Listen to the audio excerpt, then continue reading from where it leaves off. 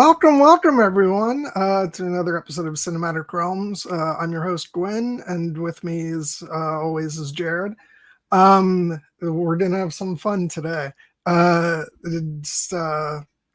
hope you guys are all doing good. We're gonna talk about a show that I cannot take claim for just stumbling upon and discovering, because I had to be bugged incessantly by my brother Steph to watch this. And what finally drove me over the edge was that I had convinced him to do a stream on The Bad Batch, which of course, Jared, you and I love The Bad Batch dearly. Stev, I think, enjoyed it, but he wasn't like, it wasn't necessarily for him. I think he was looking for something darker and more adult, based on how I had hyped up the show. And certainly I think The Bad Batch does, especially for Star Wars, it trades in very adult themes and does a lot of great stuff. But seeing as how he had been coming off of this show, I can understand like what his appetite was at the time. And so anyway, long story short, he had done that stream for me. So I was like, okay, let me finally go ahead and give Arcane a shot. I'll commit to, we'll do that stream next week. And then I watched it and we did a stream on it, and I was just blown away by what a gorgeous piece of art this is, how gripping the story is. The characters, the world building, like everything is so amazing. And here we are a couple years later, and season 2 is about to drop, and I could not be more excited. And so I knew I had to do a stream over here on our channel about it. And now I am sort of passing it forward, by getting you to watch the show. And my understanding is that you enjoyed it, so I'm happy about that. So we're gonna dive into all of that. Just real quick, just want to say hi to Danny McKay. I agree, Danny. It is really good. Yeah, great to see you. And so I went ahead and told my origin story of the show. I'm anxious to see what your impression was, Jared. Well, so my origin story with watching the show began earlier this week. Arcane is one of those shows that had popped up when it was originally released on Netflix. I saw it on the banner there, and I saw the brief clips and the art style, and I thought, oh, that looks really cute, cool. Add to queue. Didn't get to it. And I continue, and as you know how Netflix works, eventually you just keep adding more and more things to the queue, and then the show keeps getting pushed down. And whenever I was making my long list of TV shows that I wanted to catch up on at some point, Arcane was on it. But it went from it's in the top 10 to in the top 20 to in the top 30 to in the top 40 to this is probably never happening, if I'm being honest, unless something inspires me to finally do it. In this case, that something was you, Win. Because frankly, I had heard about, Stev's love for the show as well. I'd also had been familiar, for instance, that, as I'm sure we'll talk about, this show is based on a very popular video game, League of Legends, which I likewise was aware of, had never once played. It's not really like my style of video games. I tend to like, much more action adventure platform. I've heard a lot about League of Legends from the podcast, which is no longer running, unfortunately, the Friendship Onion, which is Billy Boyd and Dominic Monaghan's podcast, and they are super into the game, and it was always funny listening to them trying to get Elijah Wood to play with them. But that was like the extent of what I knew about League of Legends, just that it was a video game and that half of the hobbits were really into it. So yeah, and that it had a large roster of colorful characters with outsized traits, many of whom are in this show. Although, funnily enough, some of the best characters in the show are actually original and are not, as I understand it, not from the video game. But long and short of it is, when you proposed watching this, I was like, yeah, I mean, I'll check it out. I always thought it looked cool. And that was kind of my initial impression going into it, especially as I started to watch the first episode. What immediately jumped out at me, of course, was the art style and just how radically awesome it is. But, at the end of the first episode, I was kind of like, I can see that there is like a rich, potential story here. And I can see that, this is something that it's like in the kind of the oeuvre that I enjoy of like, futuristic sci-fi fantasy, blend.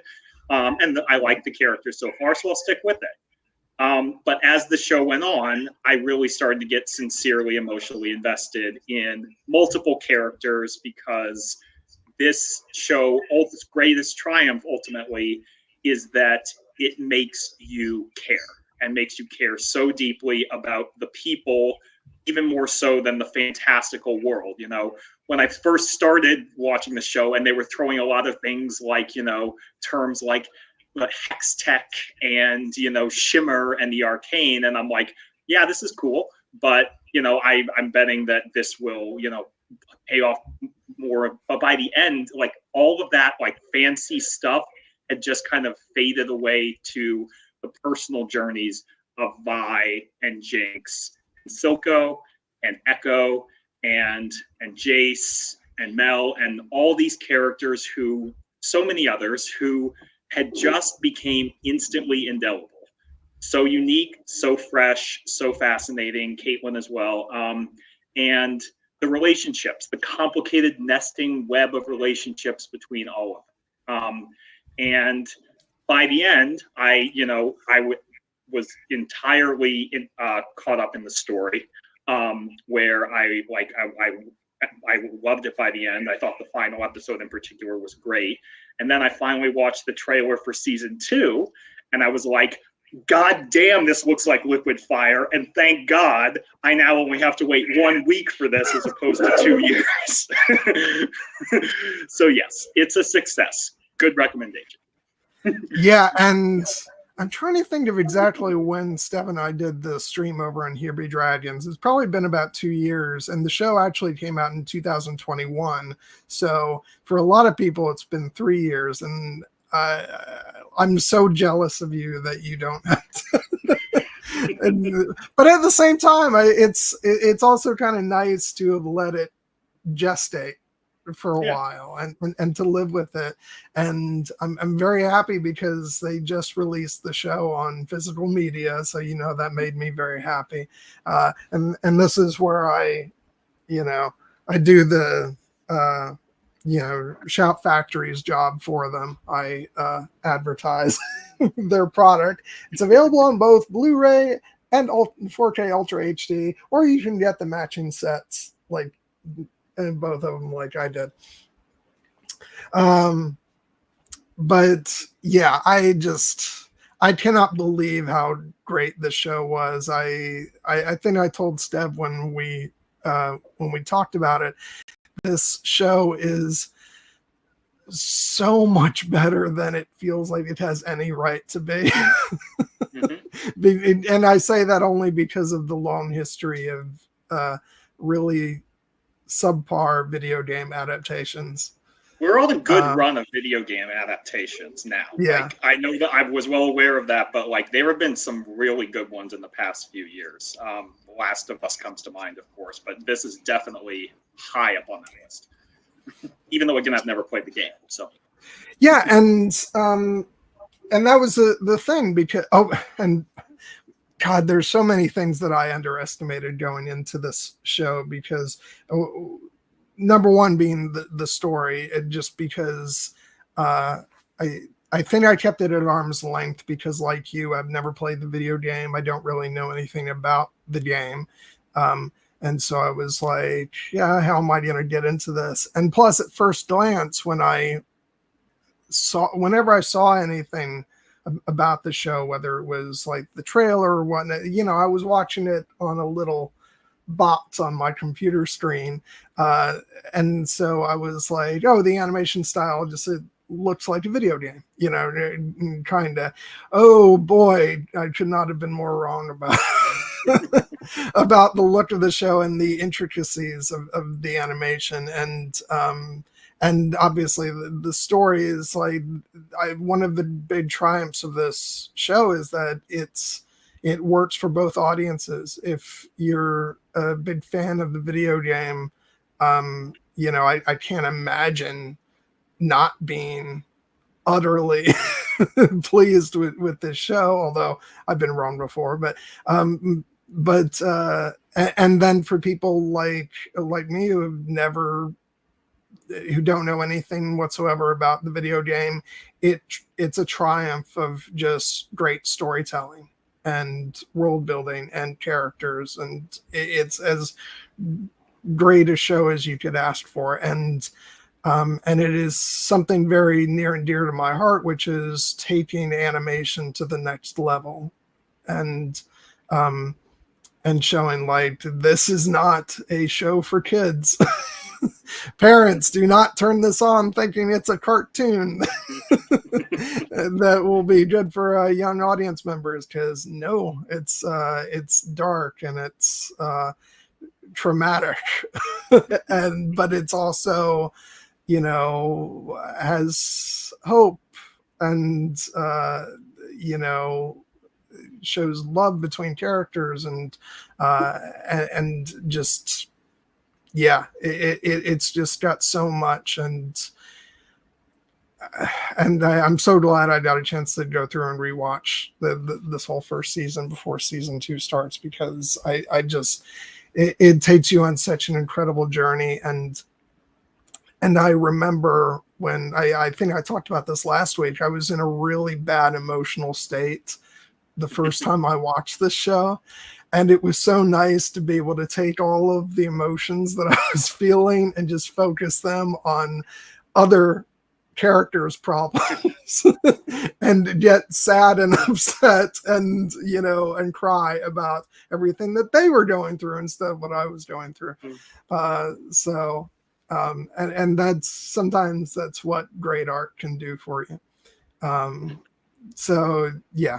I love this show to pieces. And I'd say like, I've been of mixed feelings about how I feel about the fact that season 2 will be the final season of the show. On the one hand, I'm like, no, this is so great. I would love for it to continue on. But on the other hand, it's such an amazing story that I kind of feel like, no, if they've decided that this is a story told in 2 seasons, then that's exactly what I want them to do, because I want them to, to hit that landing and to take us on a great emotional journey in season 2, just like season 1. And then if that's it, then that's it. I know they've talked about doing other stories in this world, because League of Legends has many, many characters and they can explore a whole bunch of different stuff. But for this story, I'm kind of, especially since it took 3 years for them to release. It would be tough to have this be the middle chapter and then, wait another 3 years for the ending. So in that sense, I'm kind of happy. But yeah. There's something to be said for a show that knows its end date and the story it wants to tell, and is not going to push it or extend it out just for the sake of further exploring the world. Because from what, again, not having played the video game, from my understanding, even though it's an incredibly rich world with lots of colorful characters, the video game is not exactly very heavily story based. It's much more, I think, combat focused. But this show has an incredibly rich story.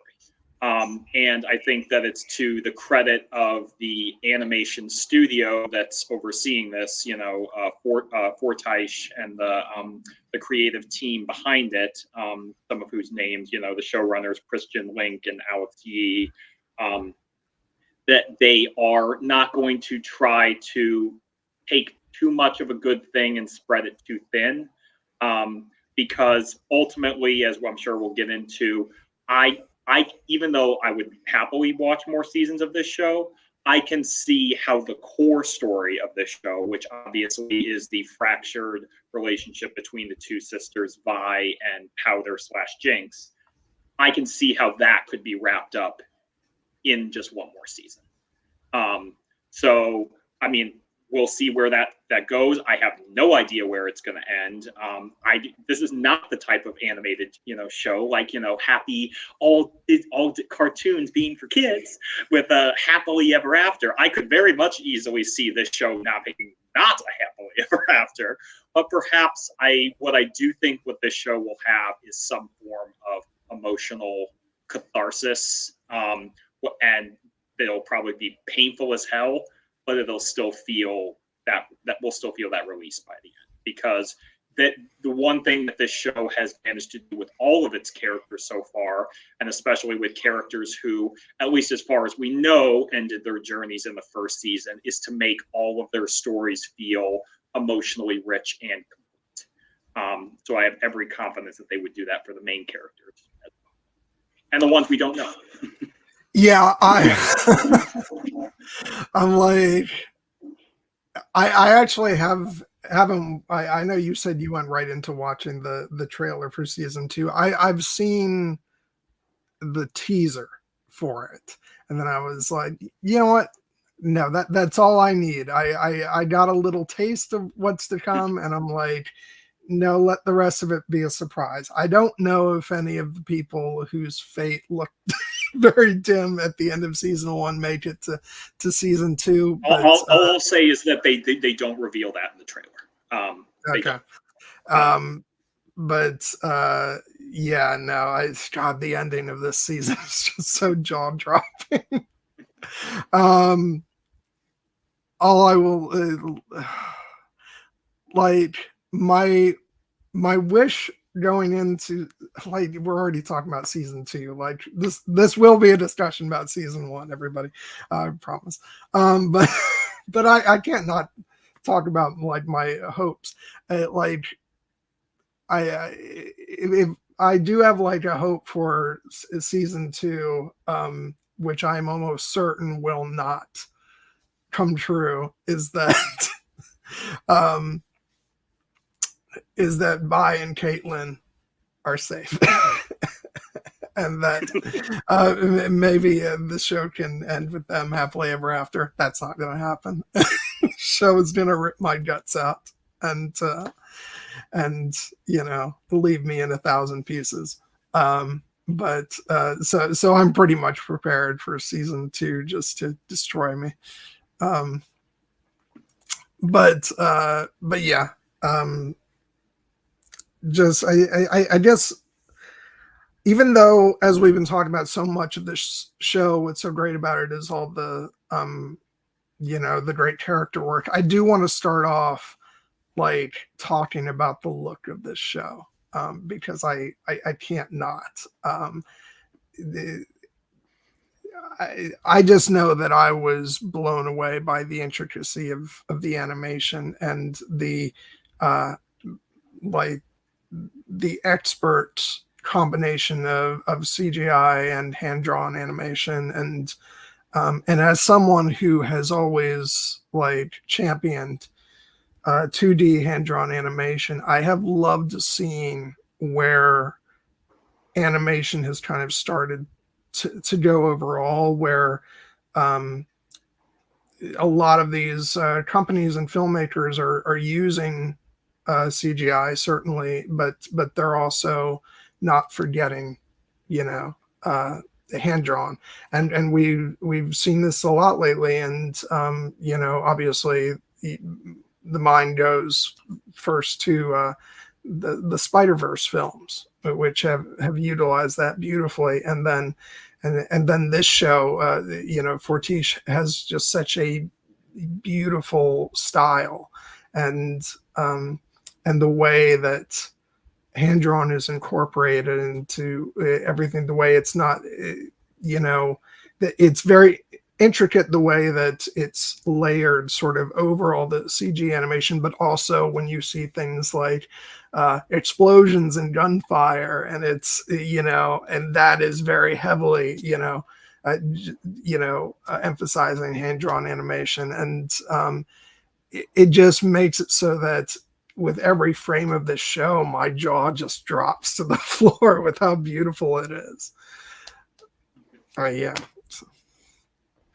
Yeah, I mean, obviously the animation style was the thing that grabbed me first as well, because again, not knowing these characters in the same way as fans of the video game do, what hooked me right off the bat was just how vivid and striking and lived in, but also like visually like arresting every frame of the show was. From the wide shots overlooking Piltover and the Undercity of Zaun, to the crowded city streets, to the council chambers, to the labs, and above all, the fight sequences and the creative things that the show does with the fight sequences, even layering on top of the animation style, like new, even like more, one could almost say cruder animated, styles. But in many ways, like much more even beautiful. Like there's one sequence near the end of episode 7 between Echo and Jinx that I'm going to be raving about, because I think it's one of my favorite scenes in the entire show, and it's drawn in an incredibly interesting and dynamic way. But yeah, it is ultimately it is truly like a work of art, even in itself, even if the story was just meh, but the story's great. So the show builds on that.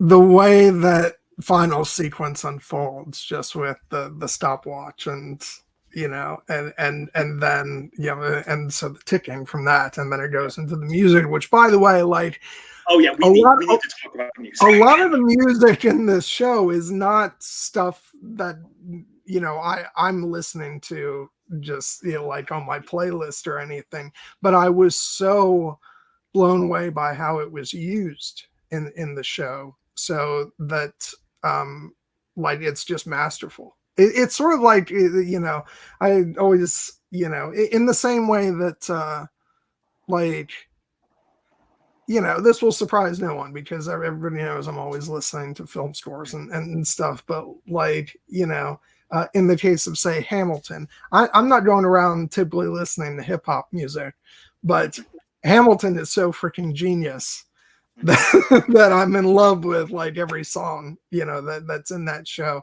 And from the moment the first time I ever saw it was on, I haven't seen it live, but when I saw it on Disney Plus, the recorded version, I was like, oh my God, this is amazing. And it's sort of the same way with this show. The music that's played is not, stuff that would normally appeal to me, but it's just so genius, from the opening credits of the show to, all the needle drops, throughout the various episodes. And it's just, yeah. And that scene between Echo and Jinx is just like absolutely insane and wonderful. And yeah, no, the music is genius, and it has a pretty damn good score as well, I should say.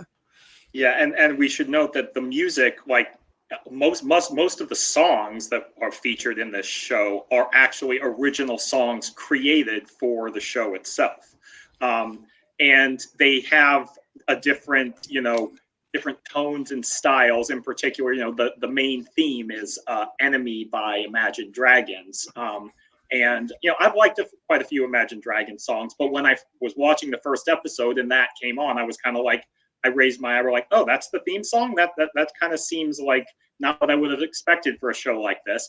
But then, as I went through every episode and it grew on me, I started to kind of like, yeah, I dig this. Yeah, I started to sort of reprise it in episode 5. I'm like, yeah, fuck this. I love this. I had the exact same reaction because at first I was like, I don't know how I feel about this. It's not exactly, I was like, it's not exactly Ramin Djawadi's, Game of Thrones theme, but it's yeah, obviously, but it's the repetition, like, so that even for those for whom that's not normally my type of music, it's just by the time you're a couple episodes in, it doesn't matter, because I was like, hell yeah, this is just amazing, and I just like with Game of Thrones. I look forward to every single time they did the the opening credits and the music, and it's just, now I love it to death. And I'm actually a little bitter about the fact that the specific opening credits version of the song is not on any of the soundtracks. The regular version of the song is, which we do actually hear in the middle of episode 5, which is great. Just the way when Vi's walking in to the song, it's like, oh yeah, shit's about to go down.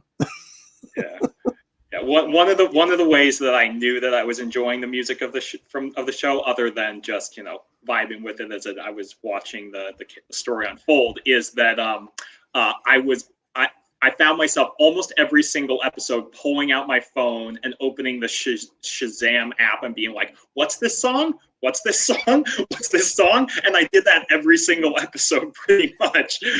And that's where I was starting to see like, oh, these are actually mostly like original compositions. And once we get like talking into the more specific, like they're just like good vibes as well. But in particular, like when you listen to like, say, the lyrics of the song, the closing song of the final episode, What Could Have Been, and you actually start to delve into it, you're like, oh, these aren't just like vibey good tunes. These are like powerful emotional shit. So I think that it's the music is definitely like, we obviously are big fans of of many great musical scores, classical scores, but I do think actually that a traditional classical score exclusively would not have been the right choice for the show. I think it needs that kind of riotous, unintended, like full on, like rock out, even like, hip hop hard edged element to at certain scenes, and like the ballads that come in at the end, the mournful ballads. Like that's part of the character of the soundscape, And as you said, it's got a great original score apart from that, but like the songs are what stand out. Yeah, I mean, I think I even said this on the other stream. I was like, these, I said it's got a great score too, but I can't deny that the limelight belongs to the songs in the show, which it's just so beautifully done. It's like, and I was just watching the John Williams documentary yesterday, and it's like it got to the part where they were talking about how sort of it's a little bit sad that traditional orchestral scores aren't that not as many of them are being done nowadays. And I was like, hell yeah, that's right, we need more of that. But then the other side of that is you get to stuff like this where that's maybe in some world that it could have worked, but it wasn't the right way to go for this project. And I think, like, as storytelling changes, the music should change to reflect that as well. It's like with the Dune soundtrack, little less so part 2, because actually part 2 does have some great melodic moments, but there's a lot of music on the Dune soundtrack where I'm like, this isn't the best like standalone listening, where if I'm thinking of a CD I want to turn on, that may not be the first one I go to, but it works brilliantly in the film. and so I do think like there's great merit to the argument of you just have to give each project the music that is perfect for it, and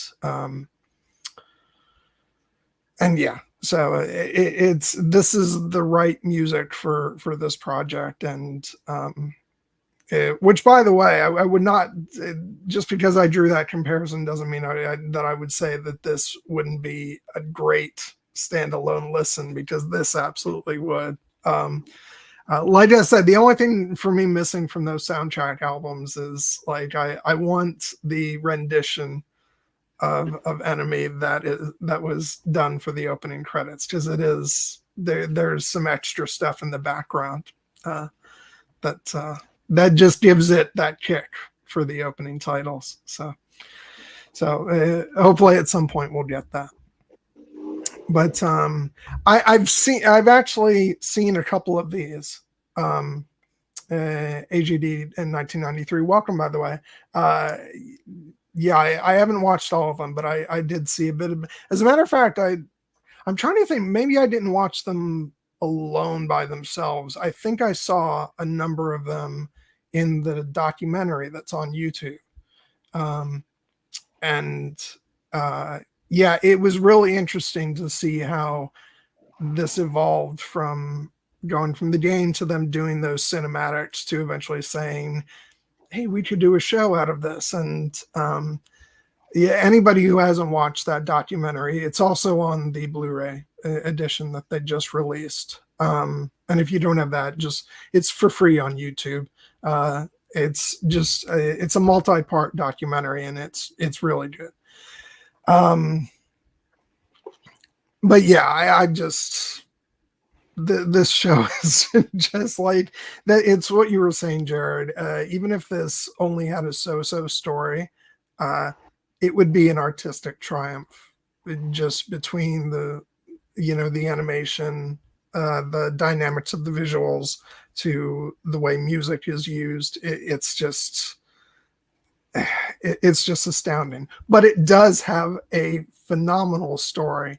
And so let's delve into that. Let's go ahead, and since this was released in 3 parts, and I think once you get to the end of episode 3, you see why that is, because it is like 3 acts. Just starting off kind of on that opening act, it really functions like a prologue for the rest of the story. And it's ingenious, because you don't realize that's what it's doing when you're in that opening act. You're just like, oh, we're into the main body of the show, but not quite. And so you're getting this, and it's great, because you can almost feel like there could be a prologue to this prologue. And there's such fertile ground there to explore that I'm kind of like, ooh, I wouldn't mind seeing some of that. But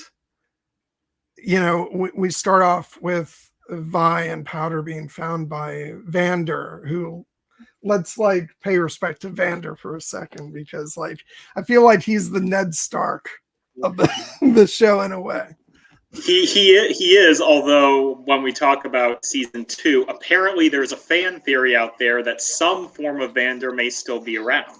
That we'll get into, but for our purposes, the character that we know and love is absolutely the Ned Stark.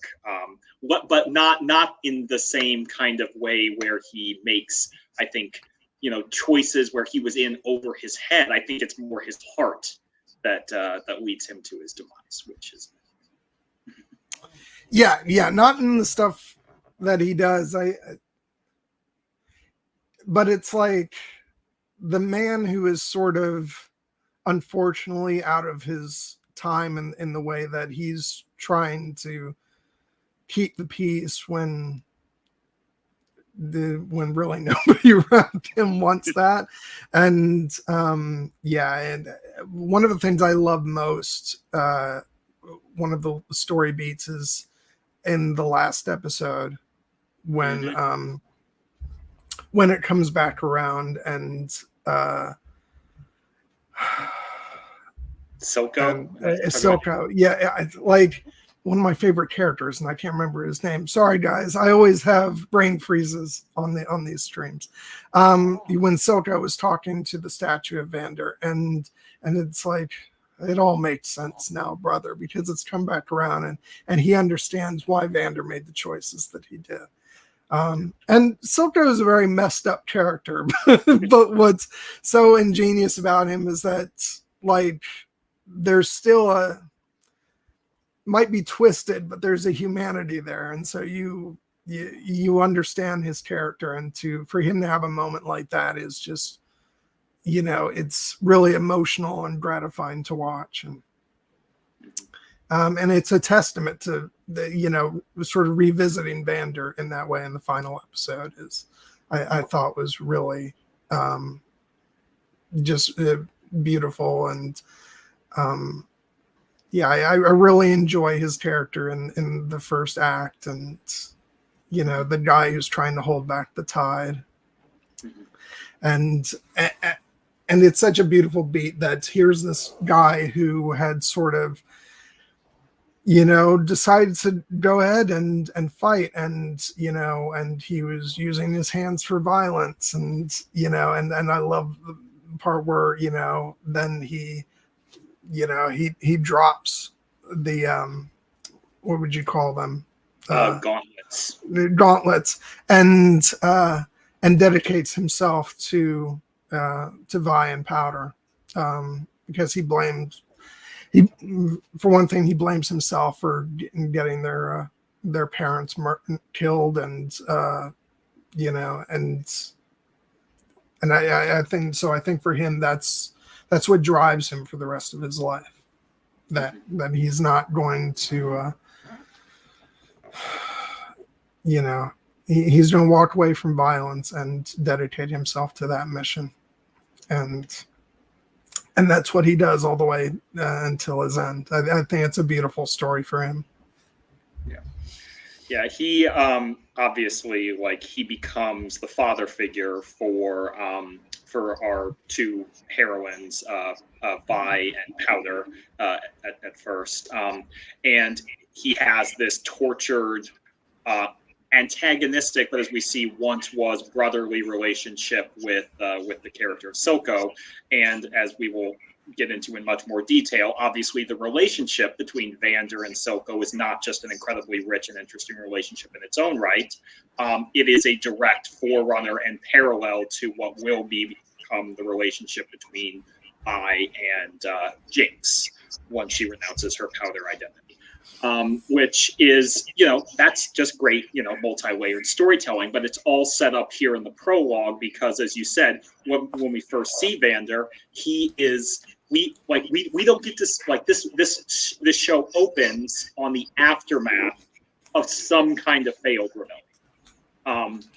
The citizens of the Undercity, who we eventually know as Zaun, clearly tried some way to rise up against the upper city, Piltover, and it didn't go well. And many people died, and Vander, who it seems like was one of the leaders and the intellectual fathers of this uprising along with Silco, he seems in some ways broken by it, but he almost immediately finds this new mission when he discovers these two young, now we know, orphaned girls, Vi and Powder, wandering into the chaos, searching for their parents, who they will never find, except to see their tortured and mangled bodies in a very brief and upsetting scene. And we know, for instance, that Vi seems to be quite capable even at this young age, but Powder at this stage is utterly helpless. And Vander, to his great credit, takes on the role of protector. And not just for them, he also, as we see, he has two other boys who I'm assuming are also adopted, Milos and Clagger, who he also takes in, and they become like this surrogate family from off the bat, with all the associated interpersonal dynamics that one would associate with a family, even though I believe Vi and Powder are the only two characters in the unit who share blood.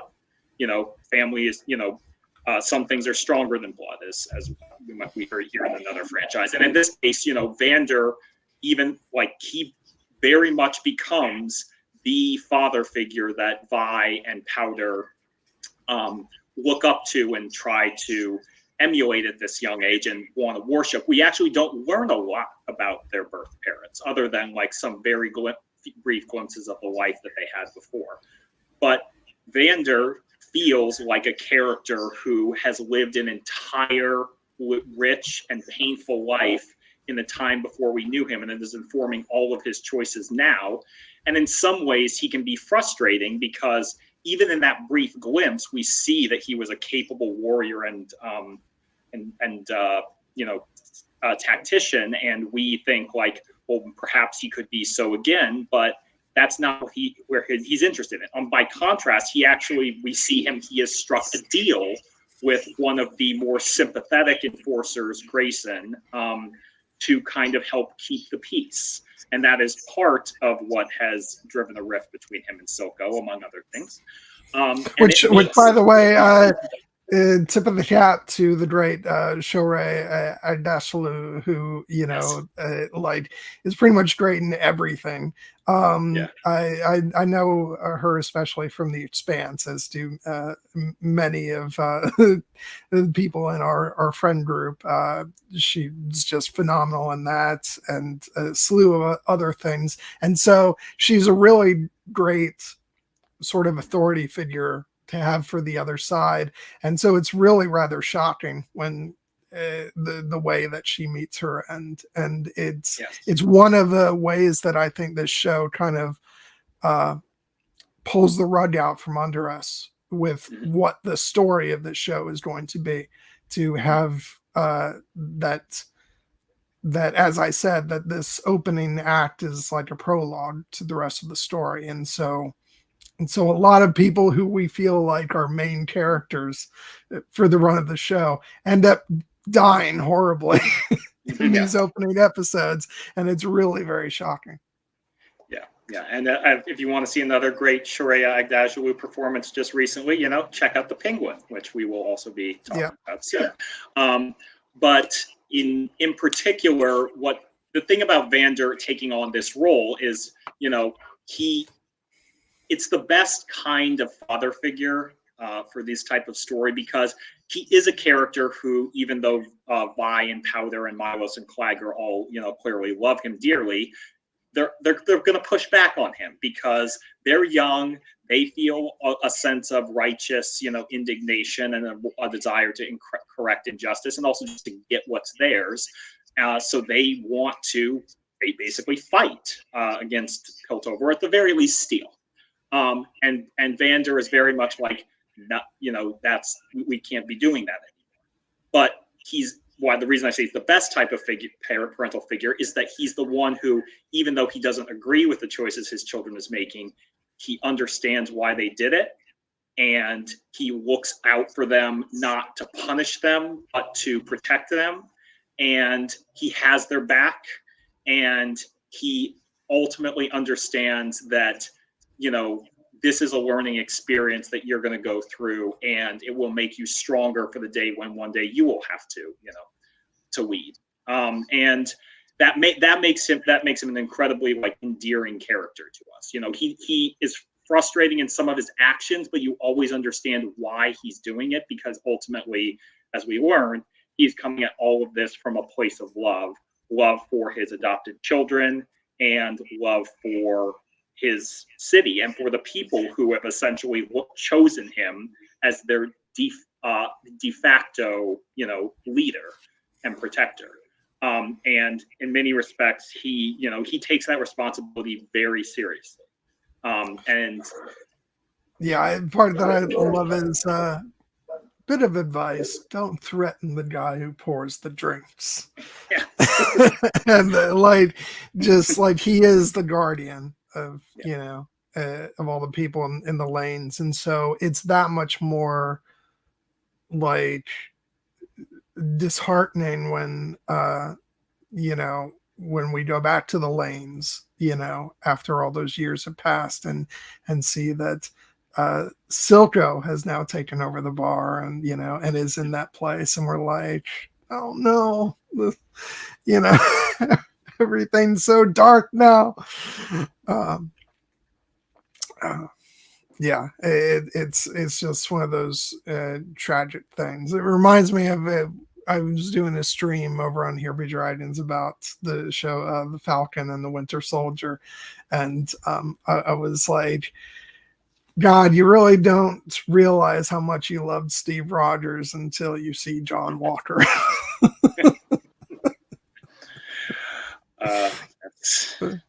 And when we talk more about Silco, we'll talk about the evolution he undergoes once he actually steps up into that leadership position. Obviously, he does things a bit different than Vander, but in many respects, his responsibilities start to weigh on him too. But in particular, Vander, even though he is trying to keep the peace, he is most certainly not a character you want to fuck with.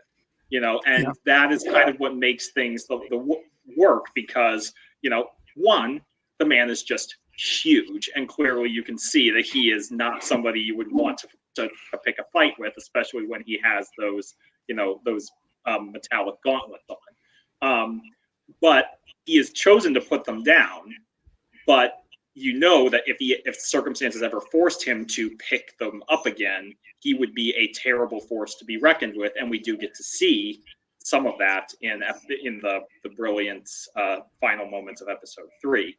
But ultimately, when Vi and Powder and Milos and Clagger defy his wishes and go to the city of Piltover and incite the events that will basically kick off the story as we know it, Vander is the character who, when they come back, he just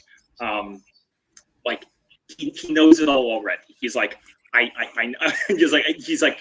know what you did. I know that it didn't go well. I'm not mad. I'm just disappointed.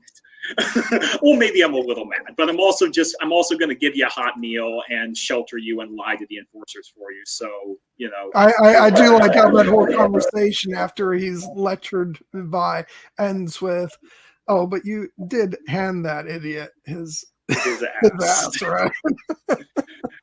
It's that great, fatherly moment of, I'm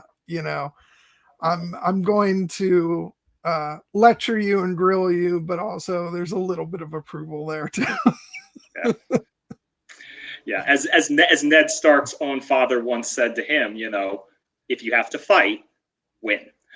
And Vi most certainly does. At least with the initial scrap with Deckard, but then Deckard goes and levels up a bit. So to tragic consequences. Oh God. Yeah, no, things don't work out too well for him. No, I mean, we kind of knew that. He's the kind of character who, like, the moment we see him, like, oh, you are going to come to a bad end, and we don't exactly know how. But then we're like, oh, I didn't think it was going to be that bad, but yeah, that makes sense. Yeah, so let's talk about the tragedy of Powder over the course of these opening episodes.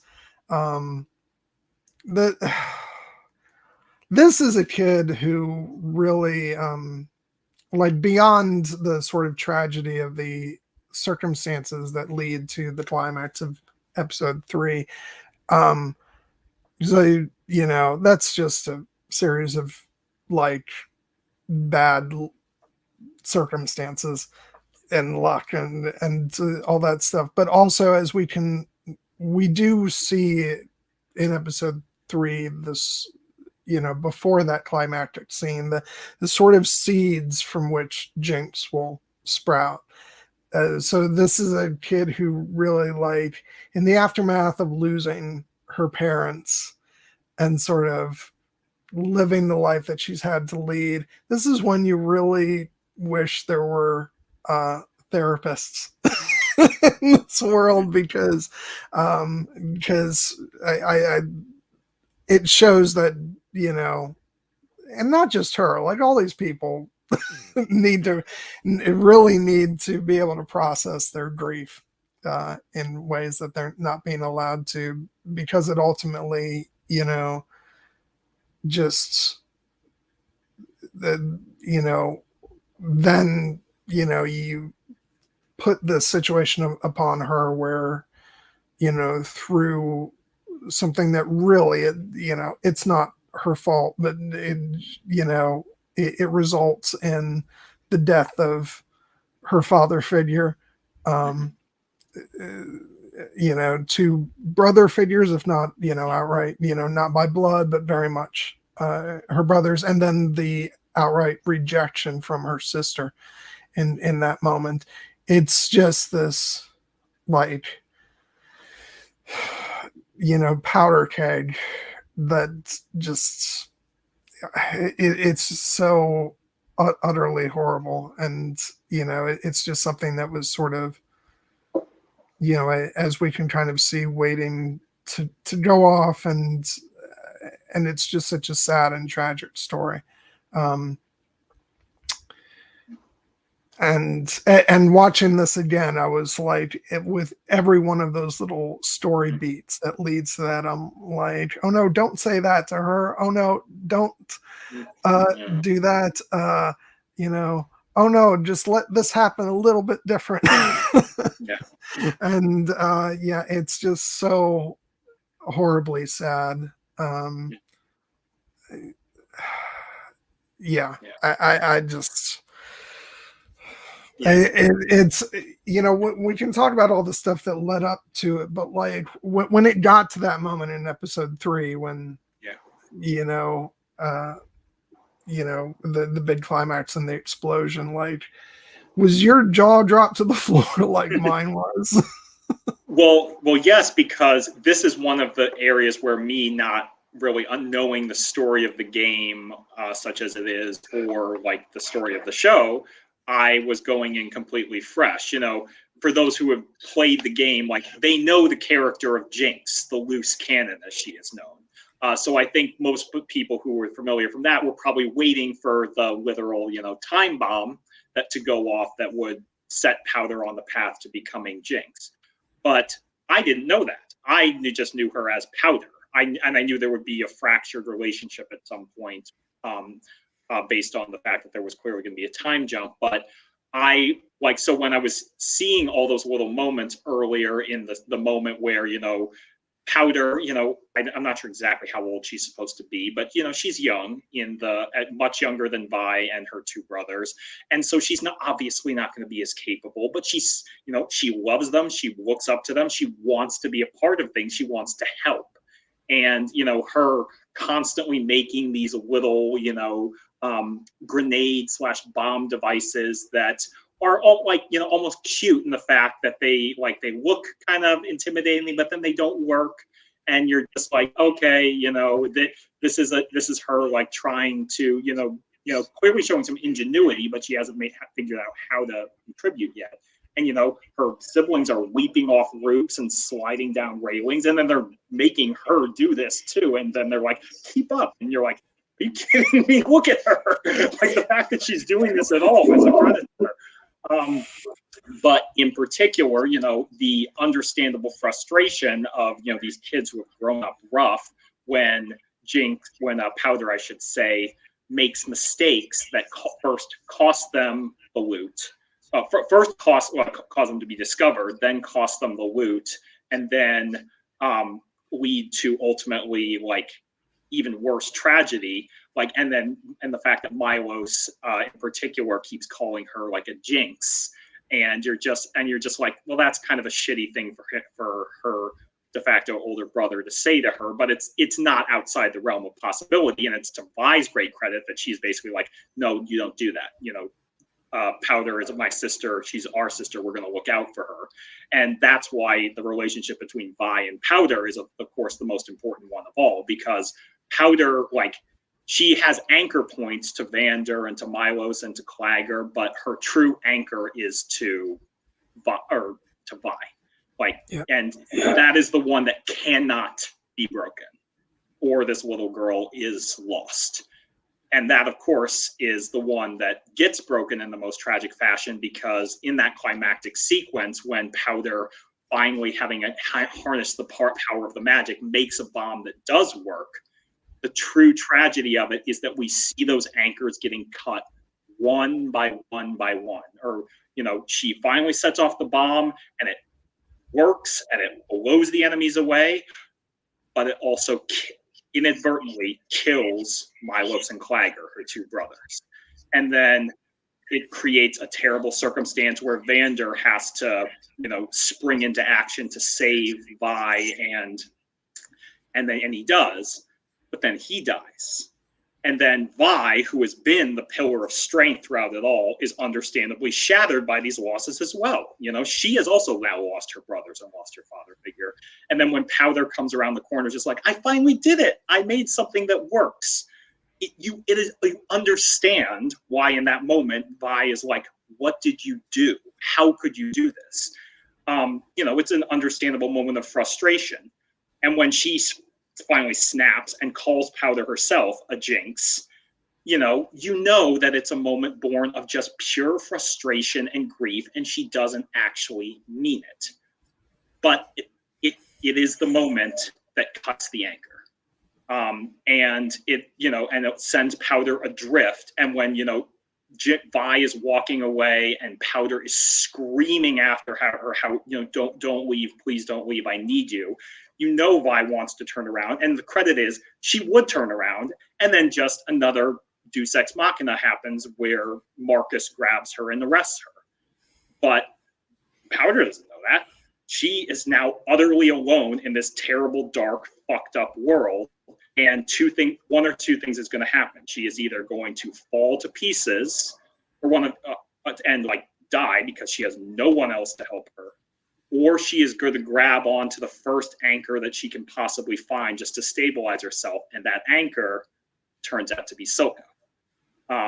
And so the start of yet another twisted, but ultimately in its own way incredibly powerful relationship is born, because Silco becomes an anchor for Jinx in a very different way.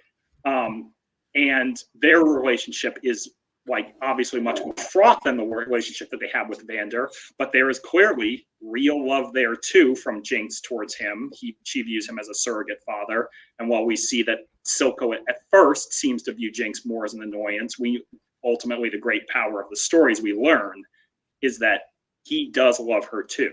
He comes to love her. He obviously at first starts to see her as someone he can use, but you can almost see in that twisted, malformed eye of his, the calculation being formed when he finds Powder crying over Vander's dead body and screaming after Vi. And he, in that moment, could have chosen to put her out of her misery. But we see in that moment, he makes the different choice when she grabs onto him to embrace her back and have that chilling line, it's okay, we'll show them all. And yes, that did have my jaw on the floor by the end. Yeah, I don't know. It's like you mentioned kind of knowing, that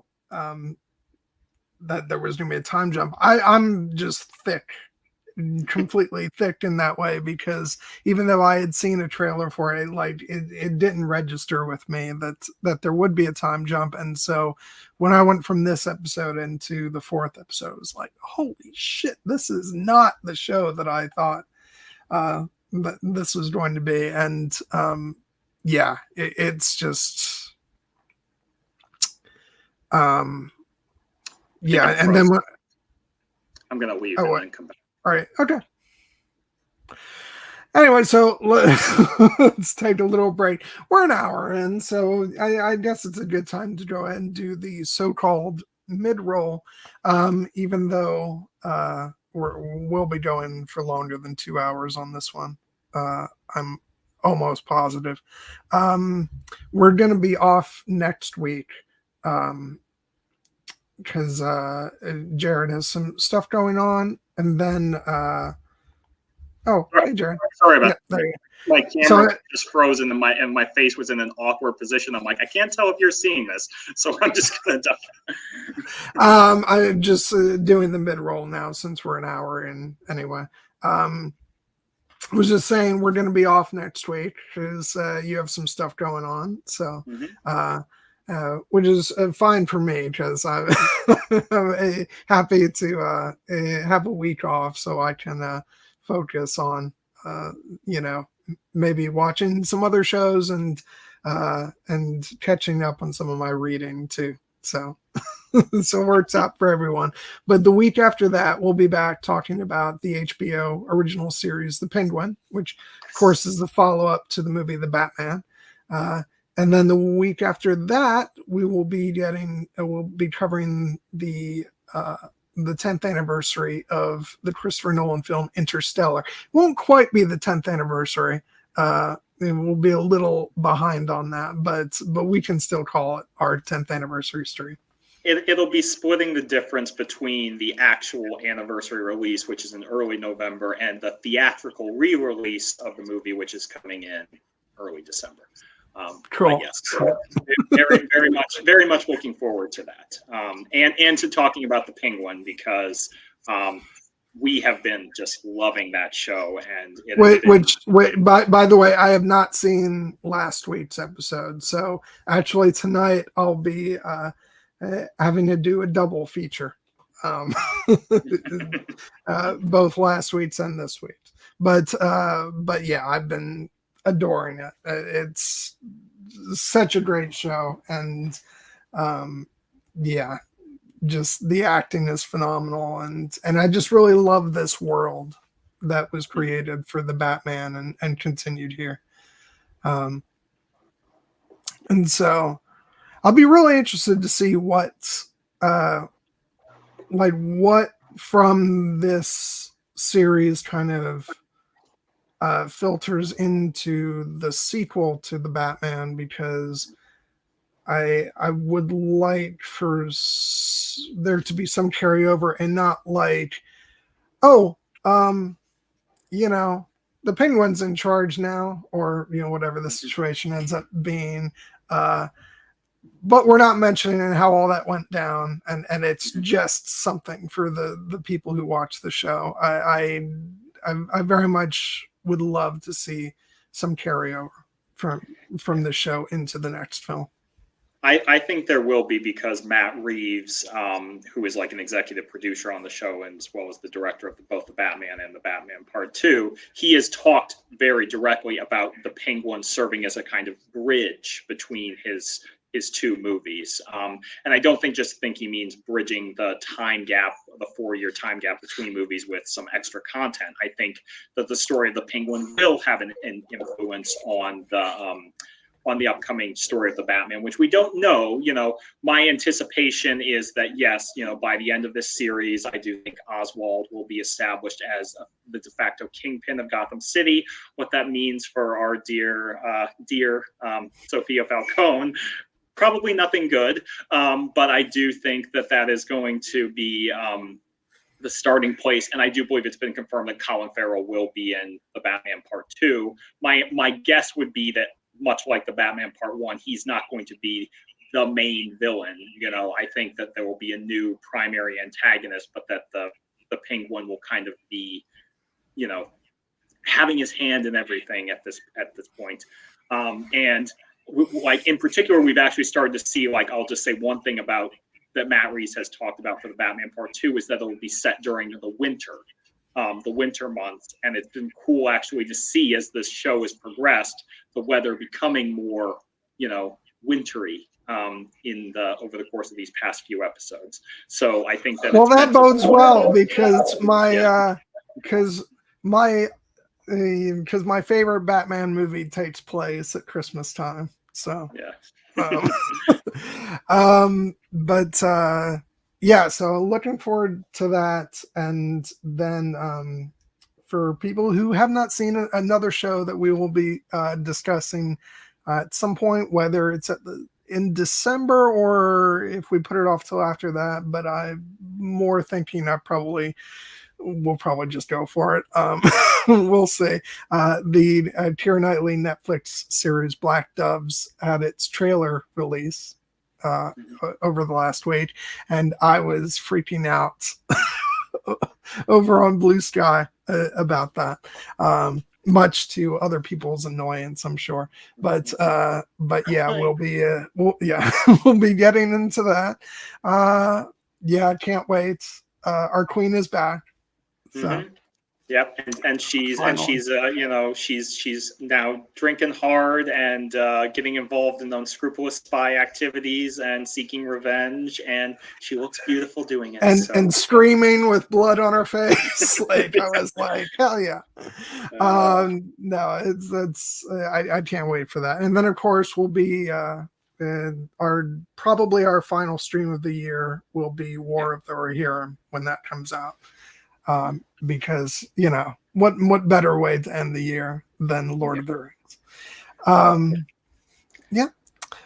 And then did you also mention we probably are going to talk about Arcane season 2 at some point? Yes, we will be. Yeah, about a week after the final 3 episodes air.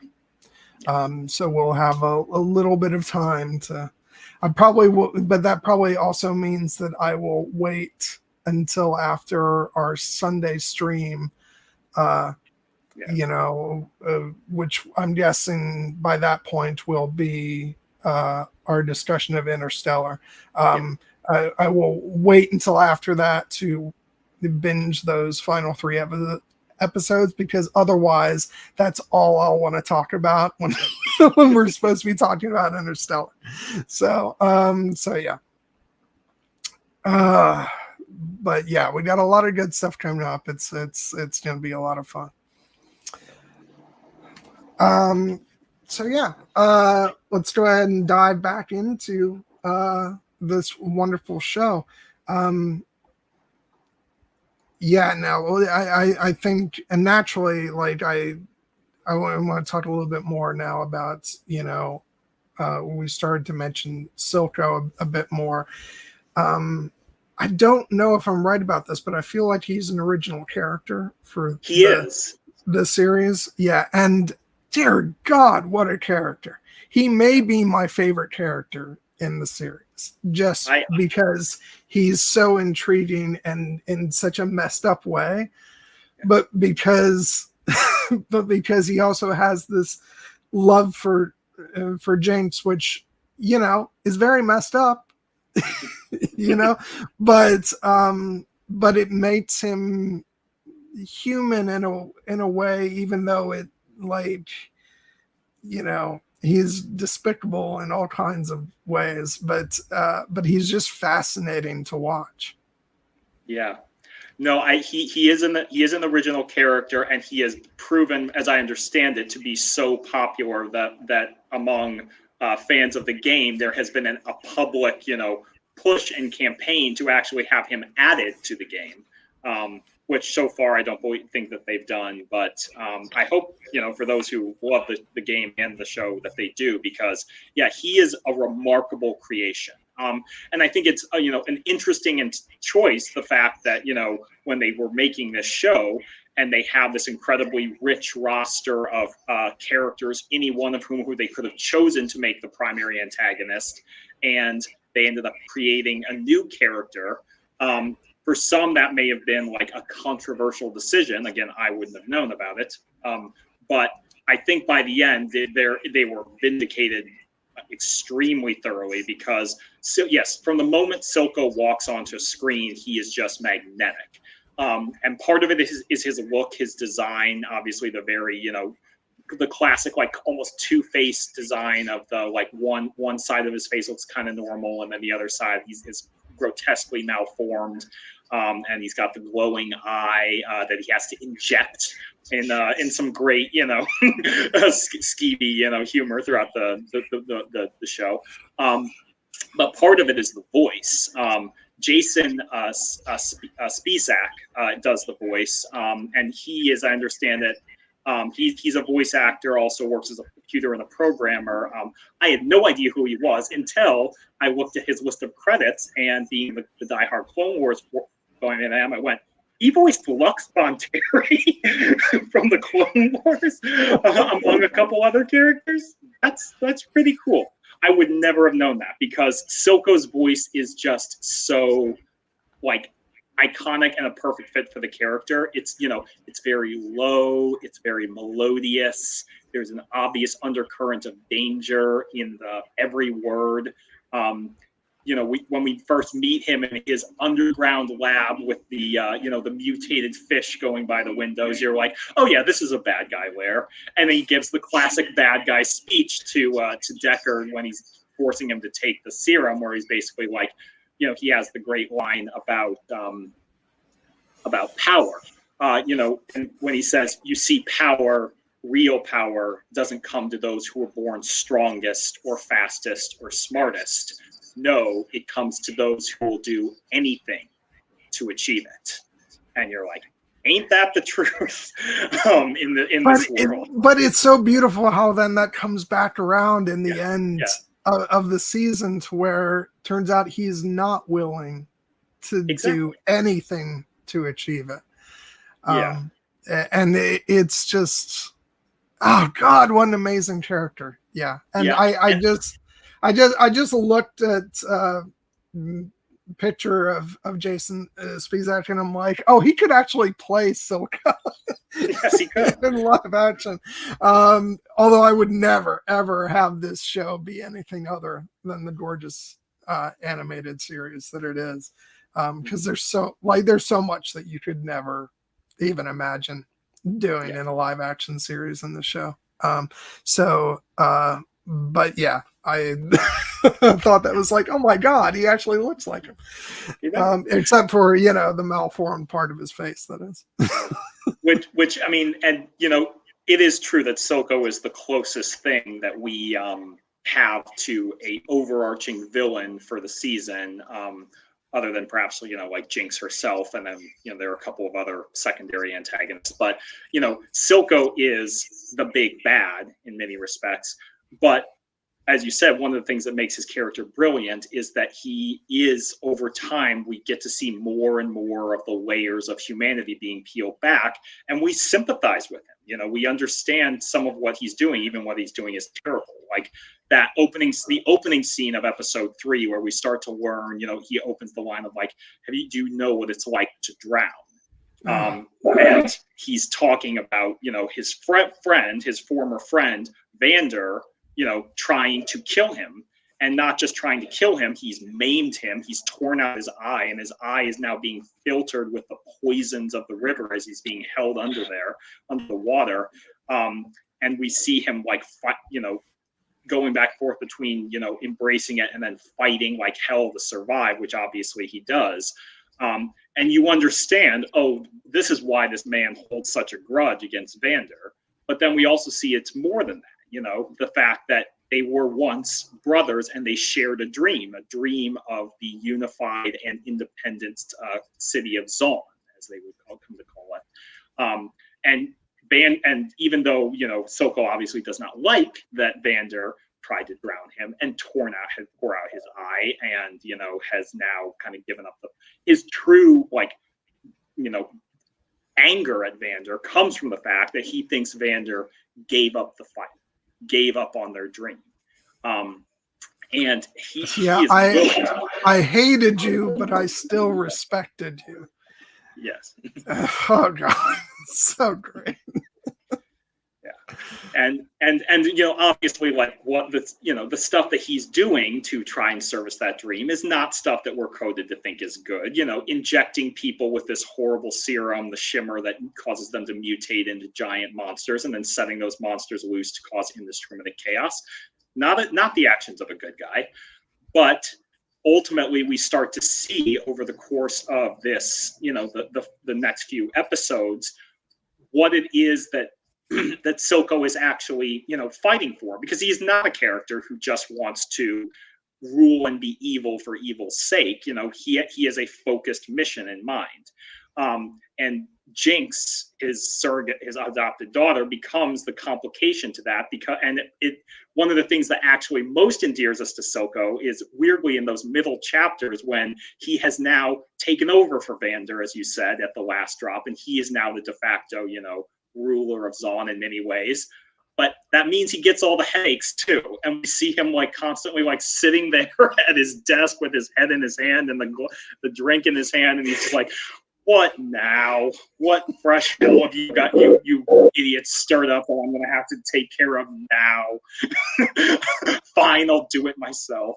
And that actually like makes him endears him to us in a way, because you're like, that's a recognizable archetype of just like the guy who's like, why can't you people just do what I tell you to do? And obviously, first and foremost, I wanted two things. Okay, I wanted to save my city and be malevolent while I'm doing it. I did not want to become management. Yes, middleman, and yeah, in many respects, and like, and in fact, one of the scenes that I found the most, hell yes, Silco in kind of a dark and twisted way is when he gets called basically to a board meeting of criminals who are basically like all these like weird ass, former young upstarts who are basically like, you aren't doing what you're slipping. You're not doing what you used to do. And he just basically, he's so annoyed that he has to go, and he takes care of it by unleashing a poisonous gas on them all and like making them grovel at his feet. And then finally, when he, throws the gas mask and he walks out, I was like, good meeting. And you're just like, that actually is like, which because he's still been amongst all that, and these are, in the underground, they're, they're the soft ones. Yeah. And yeah, no, that is like the definition of a badass moment. It's, oh god, yeah, and that's like, he's a very entertaining character to watch, even as he's, doing really horrible things, and has horrible, there is some like, he's after independence for Zon, but like, but that doesn't mean like that he has like his intention. That doesn't make his intentions good. He has a lot. No. Yeah. I mean, one of the things that makes that clear is that, when Vi returns to the Undercity and sees what's happened since Silco was taken over, and she realizes that, he may like want this kingdom to be free from the machinations of Piltover, but he doesn't share the same common, respect for its people that Vander did.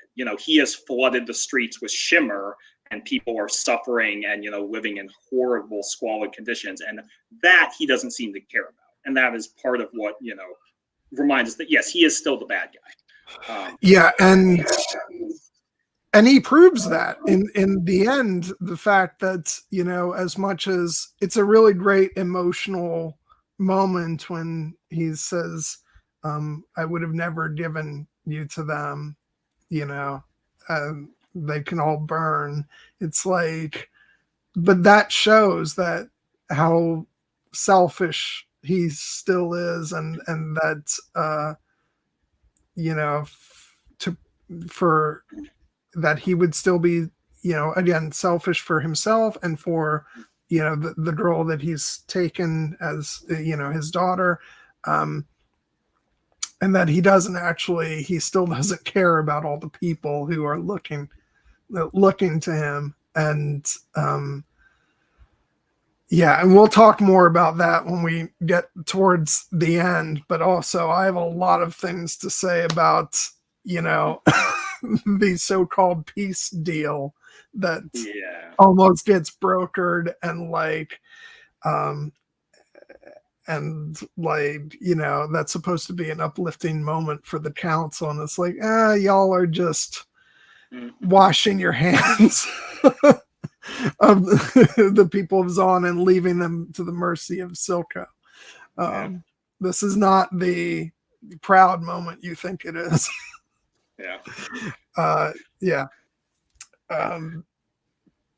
It's interesting that and as you said, we'll talk more about it once we actually get there, but it's interesting that the show kind of inverts the dynamic. So a lot of times it is the hero who gets offered that choice of like, you can have this, this like everything that you would ever want, or you can save this one person, the few versus the many. And we're coded in many respects through many years of storytelling to the thing where you're like, the hero is not going to let the one person die. The hero is going to save the one person, and in doing so, they will find the way to save the day anyway. But in many respects, that is the choice that is offered to Silco, where he's like, you can have this, your independence and your freedom if you are willing to give up one person. It just so happens that the one person that they need is the one person that he's unwilling to give up. If they were like, we need Savika to make the peace deal go, he would have been like, here, take her. But he can't do it to Jinx, and that, as you said, because he's a villain, that actually makes him seem much more, in many ways, selfish. But it's coming from the same heart, But I believe him when he says he can't do it. On an emotional level, I'm like, hell yes. Like that's a very, it's a fantastic moment for Silco when he says that. But let's just say that the scene doesn't end with with the council being blown to smithereens.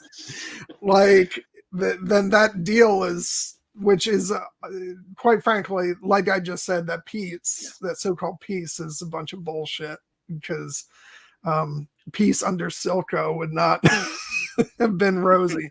Have you been watching the rest of the show? But that deal would not have gone through anyway, because he would not have been willing to sacrifice Jinx. And so yes, on a personal level, it is a great affirming moment, and emotionally it's great, but it is also Silco selling out the rest of his people. So it's, at the end of the day, none of that stuff is going to matter anyway, because Jinx takes matters into her own hands. And we'll see the fallout of that for season 2. But so what we're left with is the emotional side of that decision. And it is such a great character moment for Silco, even though, again, still really messed up, because, he follows that up with, "You're perfect." Like, it's like, even though, like, we can acknowledge that he does love her, but he is also still being very manipulative of her, even as he's dying, and, and it's just such a toxic relationship. But also love is love, and and even when it's really screwed up, it still appeals to us as viewers.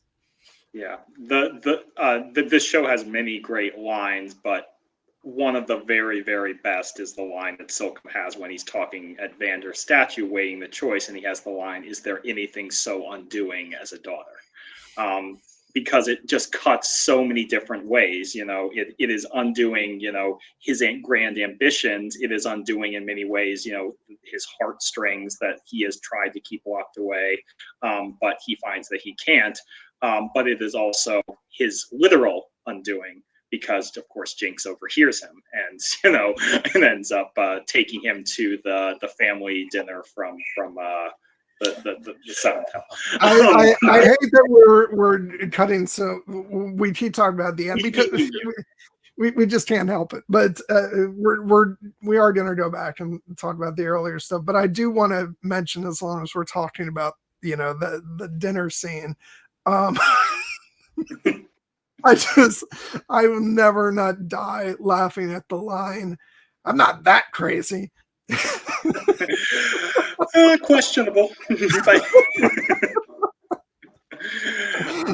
But oh my god. So and speaking of which, that's maybe a good segue into switch over and talking about not only Vi, but Vi and Caitlin, as they're together for so much of starting in the second act forward. Caitlin, of course, being introduced as as a younger character, and she's friends with Jace, and we'll get to talking about his story and the characters surrounding him as well. But yeah, Caitlin grows up to become an enforcer because, like, because she thinks she can do good in a corrupt system. Ring any bells? But yeah, it's and it ultimately leads her, when she keeps getting shut down, to getting Vi out of prison, because she has information that she needs, and the two of them kind of go off on a mission together to try and get to the bottom of everything and take Silco down. And basically this is just a great excuse to have this great unfolding love story between the two of them over the course of this, which one of my favorite parts of the season. And I'm just, if like that's my ship for the season. And I'm just like, I loved every bit of it, especially there's a scene later on in the season where the two of them are just lying on the bed together and talking, and it is such a tender, beautiful moment. And I thought the two of them together throughout the season were just fantastic. And I love that Vi keeps calling her Cupcake to her to Caitlin's great annoyance. Yes.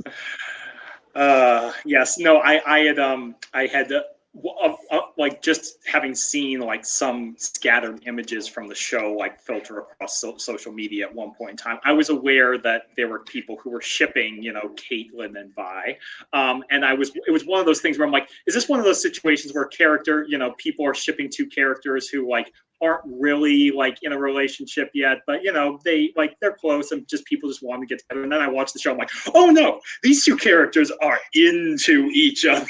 Very much so.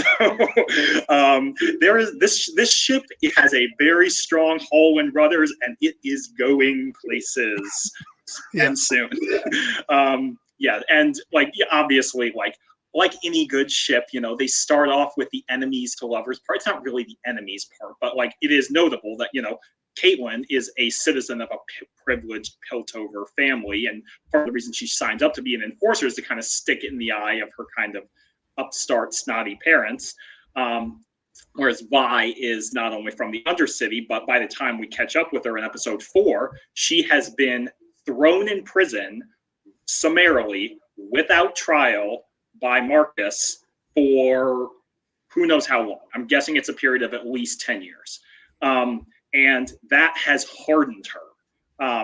But to her great credit, it has not broken her. It has not broken her heart. She is very much a character who still has the ability to feel and care.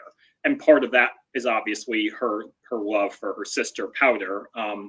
But she definitely has more room to expand that that love to other characters, including Caitlin, because after everything she has suffered, Vi would be well within her rights to hate everything associated with Piltover and everything it stands for. But she doesn't. She recognizes what Caitlin is trying to do. She agrees to help her. She does not try to fuck her over, at the first chance she gets. She ends up, she does have her own agenda. She makes it clear her priority is to find Powder, but of course their missions align in that way. But just the dynamic between the two, it's almost classic rom-com banter. Especially at in the initial scene and at the prison, and then when they are going through the city and Vi is jumping on the roofs and Caitlin's like, "Are you kidding me? I can't do this." And then at the freaking the food stand where Vi is just shoveling whatever that crap is into her mouth, and Caitlin. It's like, isn't that why we're here? We're here because I'm hungry. Yeah. Yeah. You have any idea what prison food is like? No, of course you don't. Of course not. And then she offers some to Caitlin. Caitlin's very primitive. I can say thank you. But obviously, the moment that set all the ships, the fleet of ships a sail is when they, like any two young girls who have a connection to one another, and they're starting to feel things out. What do? They go to a brothel. and Vi straight up, tells her like, "You're hot, Cupcake." You can see Caitlin is like, "I'm taken aback that you would say that to me, but I'm also, please say that to me again." And you are, and this would be a great time, since we haven't mentioned them yet, to shout out the voice actors for these characters. The wonderful Haley Steinfeld obviously voices Vi. Ella Purnell voiced the older version of Jinx, but again, another instance of an actor who I had not seen for a long time, doing something. I looked up the voice of Caitlin. It's Katie Leung, aka Cho Chang from the Harry Potter movies, and I'm like, I would have never guessed that either. But she's great. I saw the name. I'm like, I know who that is. Where do I know her from? And then I saw her picture. I was like, oh, that's right, Harry Potter. No, I always go on about this to a sickening degree, but I have just been a fan of Haley Steinfeld, all the way back to True Grit. Like, she just blew me away instantly from that. And then anybody who hasn't watched Dickinson on Apple TV, it is such a great show, and she is just absolutely amazing in that. And then obviously she plays Gwen in Into the Spider-Verse, and Kate Bishop in Hawkeye, and and I'll shout out which by the way, that was my joke when that show was on. I was like, thank God we get an upgrade for Hawkeye. Sorry to all the Jeremy Renner fans. She's great in that show. I'll also, just because we're showering love on Haley Steinfeld, if you haven't seen The Edge of 17, which is a kind of romantic, comedy, teenage romantic comedy, awkward in its that awkward age, and as it is, she's awesome in that. I was actually that year, I was like, she should get Oscar nominated for this. She did not, of course. But she did get an Oscar nominated for True Grit, at 14 years old, which, and she has just been a powerhouse ever since. Yeah, as a matter of and there were a number of years there where I'm like, she's not getting enough work. The people aren't appreciating her for she had this really great start, and I feel she wasn't getting her due, but now she's just doing things left and right, and I'm like, it's just so fantastic, and her performance in this is just out of this world. And you mentioned Ella Purnell, who I just saw in the series Fallout, which I finally watched, but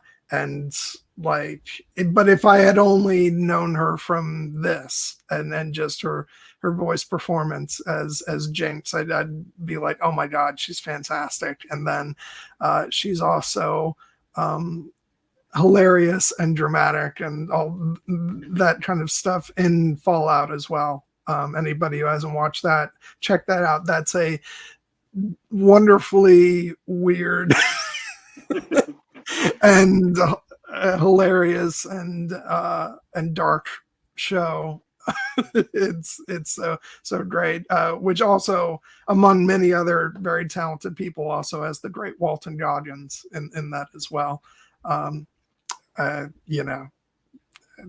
Can't say enough about that guy, but Ella Purnell, just, she is wonderfully unhinged as Jinx in this, and it really just, all the voice work in this series is mind blowing. Yeah, it's hi, hey Julie, great to see you here. Yeah. I Fallout is on my list. It's one of the shows I haven't gotten to yet. So I'm not as familiar with Ella Purnell's work outside, but I know that she's a rising star, and she is awesome as Jinx in this in this show. But as you said, the voice cast is like, it's a great mix of like actors that you know, like big, like legit, like big stars, and then actors you know kind of because they've been in something else that you loved, even if you know they're not, haven't gotten quite as much shine, and then actors you've never heard of. Which, by the way, even though I don't want to jump to their characters quite yet because we're not done talking about Vi and Caitlin, but you've got Kevin Alejandro as Jace, who I know him principally from the show Lucifer, which he plays kind of, at least initially, a real dick. But then like he warms your heart as the show goes on, and he just becomes such a great character. He's playing something very different in this show, as Jay's kind of this sort of naive person starting out, and you sort of peel back the layers. Maybe he's not quite so naive, but I think he does great work in the show, and also freaking Harry Lloyd as Victor. Yeah. One of the standout performances, I think, of the series. And when we get to talk about them, we're really gonna dive in a lot there. But I freaked out when when I realized it was Harry Lloyd, because and it's so great because we think he's an actor who's really been able to stretch, because many of us initially saw him as Viserys Targaryen in Game of Thrones, and he's like the worst person imaginable. But then he's done a lot of other really great stuff where he's not that. He, in Legion, he actually plays Charles Xavier, which is like a total 180 from Viserys. And then in this, playing Victor, like he is just such an amazing character in this. Someone who just like, even as he makes some mistakes that have very dire consequences, but I think like he tugs on our heartstrings all the way through, and he's such a great character. So yeah, I just wanted to shout out them, but we'll talk about them more in a bit. But I just was so excited that Harry Lloyd was in this. Yeah, he's carving out a nice little niche in animation as well, because he did show up in the Bad Batch season 3 as a very briefly. Yeah. But yes, in that case, playing a not so good guy. Yes, but a colorful one. But yes, let's board back once again the good ship Kate Vi, because I think we want to sail those seas a little bit longer. Which by the way, even though it's not as bold of a pink, I did wear this shirt in honor of Vi. Her pink hair is much more vibrant than this shade, but no.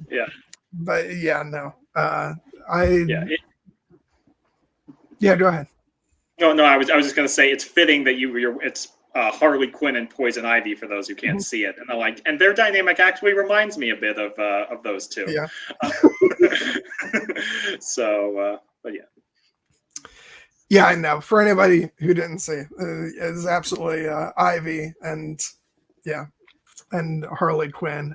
Anybody who doesn't watch the show Harley Quinn, fix that. I freaking love that show, and I love those two. When talk about my all-time ships, Harl Ivy is a big one. But yeah,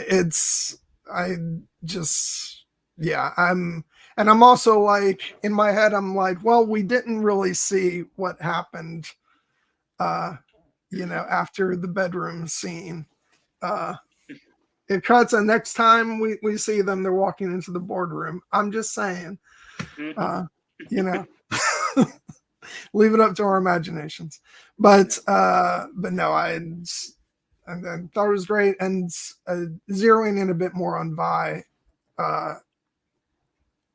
one of what actually leads to them being a bit closer is when Caitlin ends up saving her life. We alluded to this scene earlier, but just a great scene when Vi walks in to the enemy song, ready to kick some ass. And yeah, it's the character is Savita, right? Yeah. Who she gets in the fight with, and it's like I love she's like, oh, you don't have patience, you still don't have any patience, but actually Vi does a great job of kicking her ass until until Savita catches her, by mentioning powder, and yeah, it's so she comes pretty close to winning that fight. And it is like a really badass moment. And then it comes back later on in the season where she comes in for round 2 with the badass super powered gauntlets and and totally hands her ass. So yeah, no, I loved that, and it's just, and bringing back the enemy song from the opening credits. It's like whenever you bring in the opening credits music for a scene, shit's about to go down. Yeah. No, I mean, Vi is very much our action hero of the series. She's incredibly capable and resourceful. But yes, but Caitlin brings many qualities as well. She's smart. Like, she is smart as a whip. She is the one who figures out this entire, underworld conspiracy that's going on, and is determined to stop it. Even if though her superior, who is obviously on Silco's payroll, and Marcus is throwing up everything. Oh, Marcus. We'll get to Marcus, because again, he's obviously an antagonist, but the show does a good job humanizing him too. You want to talk about using the word frustrating for a character. Yeah. That's him. But yeah, no, continue. No, I was just going to say, so the dynamic between Caitlin and Vi, one of the reasons it works so well is because they complement each other's strengths so beautifully. And they have, even though they come from incredibly different worlds and are kind of thrown together in many ways by circumstance and a shared, goal, like, we start to see like just how well matched they are in many ways. And the fact that, their bond forms rather quickly, and it's not one of those cases where you feel like it's getting pushed along by the story. Like, you can feel these two characters, having more and more, trust and affection for each other. And yes, ultimately by the end, I would think it's safe to say they are in love, even if they are not ready to admit that to each other yet. But ultimately, like, one of the great virtues for Caitlin is, she is a character who has been very sheltered her entire life. She has never been to the Undercity before this. She has no idea what it's like down there. And when she sees this world, the world that that Vi comes from, she is, both moved and outraged and determined to, try and make their lives better. She is not in this for personal aim. Obviously, she has something to prove, but she's not in this to basically show that she is the smartest and best person, so she can get the top enforcer job. She genuinely wants to help. And given the tragedy that unfolds at the end of the season, I think we may see a different side of her in season 2. But this is, like, in season 1, she is one of the most purely heroic characters in the entire show, because I think would also consider her a heroine. She also does still have kind of a selfish, motivation and a darker edge, because ultimately her goal is to try and save Powder. And the fact that she can't by the end is a tragedy, but it's to her credit that because she's formed this relationship with Caitlin, she might find something else to fight. Yeah, and okay, because I said earlier, I know that things aren't going to end happily in season 2, but the one big thing that I really would love is, I want an outright declaration of love between those two. Give that, and then my shippy heart will be satisfied, and then you can let all the sadness descend, which I'm sure it will. But I think we'll get that, and I also think that they will, hit the home run, make the beast with two backs. Pick your euphemism. I think they're going there too if they haven't already. Okay. Yeah, no. Oh my God. But speaking of like horrific, sadness, when at the end of episode 8, when Caitlin comes out of the shower and you see, the art on the mirror and then Jinx in the background, I was like, oh God, holy shit. No. And so then when it comes to the dinner table scene, and it's like, and it leads all of us, including Vi, to think, oh my God, did she cut her head off? I'm like, no, I can't take this. I can't. And then the hilarity of, I'm not that crazy. When it's like, this whole table says different. Yeah. But that actually hits onto a core element of this kind of triumvirate that we have here, because obviously, one of the things that even after Vi and Caitlin do reunite, one of the things that keeps their relationship from healing is Jinx's jealousy and mistrust of Caitlin. Because from the moment that she arrives and she sees that Vi is, with this other girl and, clearly looking at her with affection and wanting to protect her, it triggers something in Powder. It triggers in Jinx. It triggers the idea, well, how could you do that for her and not for me? And, because it's and that is the seed of tragedy, because ultimately, how Vi is trying to reconnect with her sister, and Jinx is the one who, in many respects, can't bring herself to cross that emotional divide because of her trauma, her completely understandable trauma, but also at her core because she has major trust issues when it comes to Vi, and those trust issues are manifested in the form of Caitlin.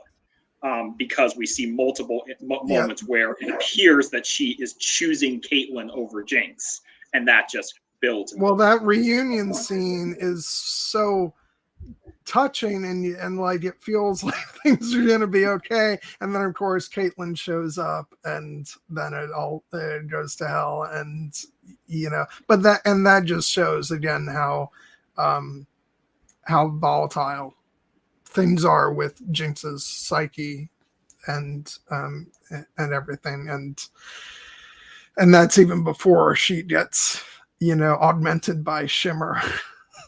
Which when when I saw that was happening, I'm like, oh God, no. Like, no, I mean, and that sequence where she's being healed, but she's also being tortured by the Shimmer used by Singed in horrific fashion. And another great understated beat of that moment is when Silco brings her Singed sedates him. He's like, basically, like, I'm doing this for your own good, because if you see what's going to happen to her, you would be furious.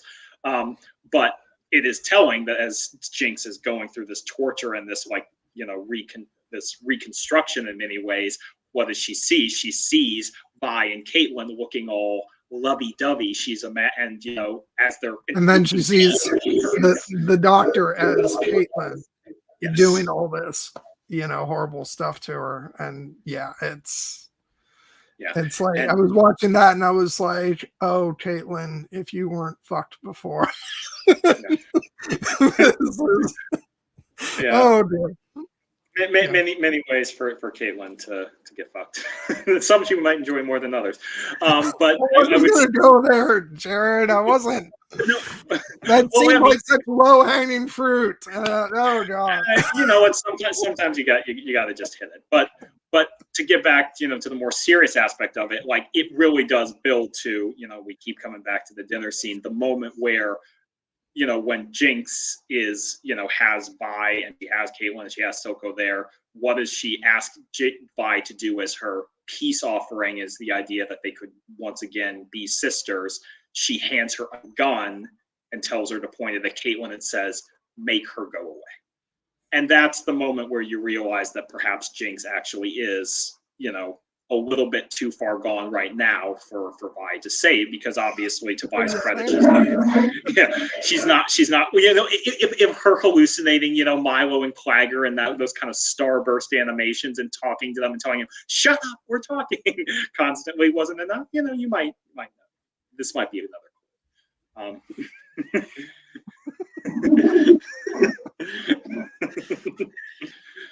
See, Cassie, I know your mind's in the gutter with this. Yeah. Animation is for kids. No, and just having the sort of made up dolls or what have you of Milo and Clatter, just like that's freaky just from the moment you see them. But like that's like all those early moments when we first meet Jinx as Jinx are so good. I love when Silver comes in and keeps saying her name while she's playing the song real loud, which I believe is from like one of the cinematics that they did for the character Jinx. I'm not the expert on that, so I don't know for sure. But and then when she turns around and says, "That's my name," I mean, it's like this is before things get too super dark.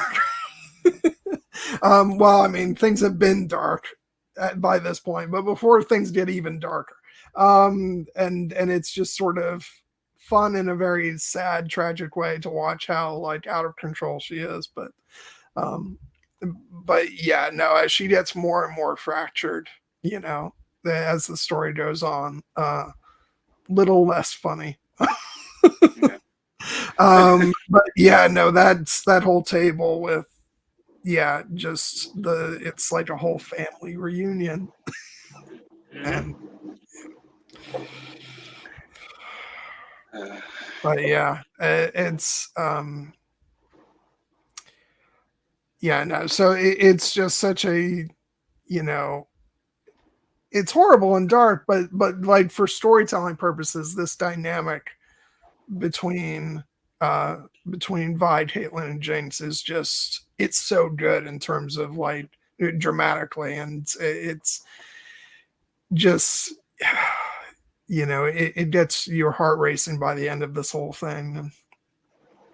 And it's like, just give them a moment of happiness before you rip it all away in season 2, please. But yeah, let's go ahead and for a little bit, we'll definitely come back and talk more stuff about Vi and Caitlyn and Jinx, but let's switch over to another part of the story with the above grounders. We've been talking for almost an hour and 50 minutes, and there's an entire other half of the show that we haven't gotten. And it's where, going all the way back to the first episode, where on the other side of the door we've got the character of Jace, and not just Jace. This leads us to Victor and to the council, including like we did go ahead and mention I think in passing we may have mentioned Medarda. Mel, we can call her Mel. No. Yeah. I was looking at I'm looking at the cast list, and I was looking at the other Medarda, so that was the only part of the name I recognized, which we'll get to her. But also, like, let's not forget Cecil B. Heimerdinger, who like is the one character I don't have a picture of. Which is such a shame because he's so distinctive looking. Yeah. But it's like, this was when he showed up in episode 2. I was like, oh, wait a second, this is what this show is. Just oh my god, yeah, I love. He's just like one of my favorite characters, and it's going to be so interesting to see where he goes in season 2. As you know, even though he's technically a former council member, he's perhaps the only council member still alive going into season 2. We don't know for sure, but we'll see. And no, it's so great because I do feel like episode 2 kind of starts off like I was under the impression that this was a show that was going to deal principally with sort of this story of these people living on the underground and, you know, and fending for, and a large part of the story is that. But then when episode 2 starts off and you get this backstory for Jace and magic entering into the story, and you know, leading us to you know, to the combination of science and magic and the hex tech and all that stuff, and little short furry characters. I was like, oh my god, this is amazing. And yeah, and I just I loved it. And you know, and those early episodes, the side of the story is very much about, you know, Jace is pursuing, you know, trying to unlock this secret to use magic, and, you know, and to combine it with science, which is a big no-no in their civilization at that point. And you know, at first he's told, you need to stop all your work and you're under house arrest. But then thanks to the character Victor, who comes from the underground, but he's risen up to being, you know, Heimerdinger's assistant. Mm-hmm. But he wants more, and he wants to, you know, accomplish great things in the name of science. And so the two of them team up. And it's great because at first I'm thinking, I don't know a lot about this Victor character. He's played by frickin' Viserys Targaryen. He was a little bit suspect to me. At first. Yeah, to me too. Yeah. Yeah. And but then as the story unfolds and you're like, oh no, this guy really wants to help him. And yeah, and so the two of them end up proving their case, and that launches us into when the second act comes up. They've done, you know, a lot of things for Piltover in the name of progress, and they have Progress Day and all this stuff, and yeah, and they become a big deal, and yeah, it's such a great contrast to the other side of the story, and really is, while having compelling characters, but it also shows how sort of removed they are from all the hardships and squalor of what's going on in the underground, and they think they have their problems, but it's like, you know, it's nothing compared to what's going on the other side of the story, and at certain turns they need to be shown that there's actually a large part of their civilization who is suffering terribly, and they could actually use your help, and Caitlin plays a large role in that, and yeah, no, I thought there were some great characters, you know, over on this side of the story, and a lot of great political intrigue, which gives us kind of what we love from Game of Thrones, and yeah, it's just, but like for me, like the big, like, oh my god, this is so cool moment of meeting these characters was when Heimerdinger showed up. It's like, I love this guy. Yeah, no, even though we started with the Undercity and spent like a significant amount of time, like, well, the stuff in the upper city of Piltover is great. Cassie in the chat is effusively professing her love for Victor, and I have to tell her, you know, like, even though I had initial suspicions of Victor, like, I very quickly, you know, latched onto the character as somebody who is like ultimately such a, you know, at first just a great character, but then someone who's incredibly, you have incredible empathy for, and who is in many ways like the moral constant. And yes, I agree with this too. Mel is one beautiful lady, and I'm very glad that we get to see, her, exploring a lot of her side, her relationship with Jace and things like that later in the show as well. Because again, she was another character where I was kind of suspicious of her in the beginning, but and I still think that she could, end up being more selfish. But by the time her mother shows up, you're like, oh, okay, your suspicions can be well founded.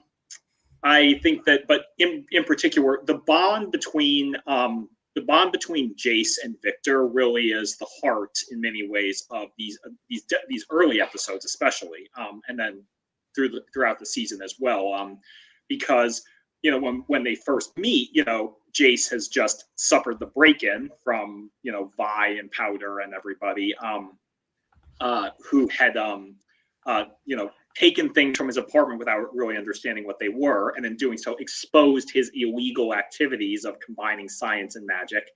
And when Victor comes in, he almost comes in as kind of like I'm here to help kind of clean up the mess on the orders of Heimerdinger. But very quickly we see that he has his own ambitions, and we learn that, he is a man who wants to be he's intrigued by Jace's pitch. Like, he's the one person who hears Jace when he is talking about what this could mean and what this could be, other than Mel, who has her own opinion. But in particular, when Victor, the great scene when Jace has kind of been put on ice by the council and he thinks it's over for him and he's getting ready to commit suicide, to jump off the cliff, and it's Victor who stops him. Victor who, gives him the lifeline back with his notes and more importantly, the belief, that is ultimately then returned by Jace, because they are kindred spirits. They are both, when Victor says, you think it was my ambition to be an assistant, I wanted to be a scientist. We see that he in many ways bring, much like Vi and Caitlin complement each other, Victor and Jace complement each other as well, because while Jace has the grand ideas and the vision of how to, implement this technology, it's Victor who ultimately gets down into the weeds and figures it out. So they become, true partners in that endeavor. And it's telling the fact that I was wondering if it's is this going to lead to rivalry between the two? No, in fact, they see each other as brothers. They are very, aligned in their ambition, and the conflict comes in more of the fact that Jace, as the kind of more public facing of the two, gets pulled into this whole political realm, while Victor kind of by choice remains in the shadows, but also, as we learn, because he's dying. He has an illness that is going to take his life, and we see his desperation to try and fix that.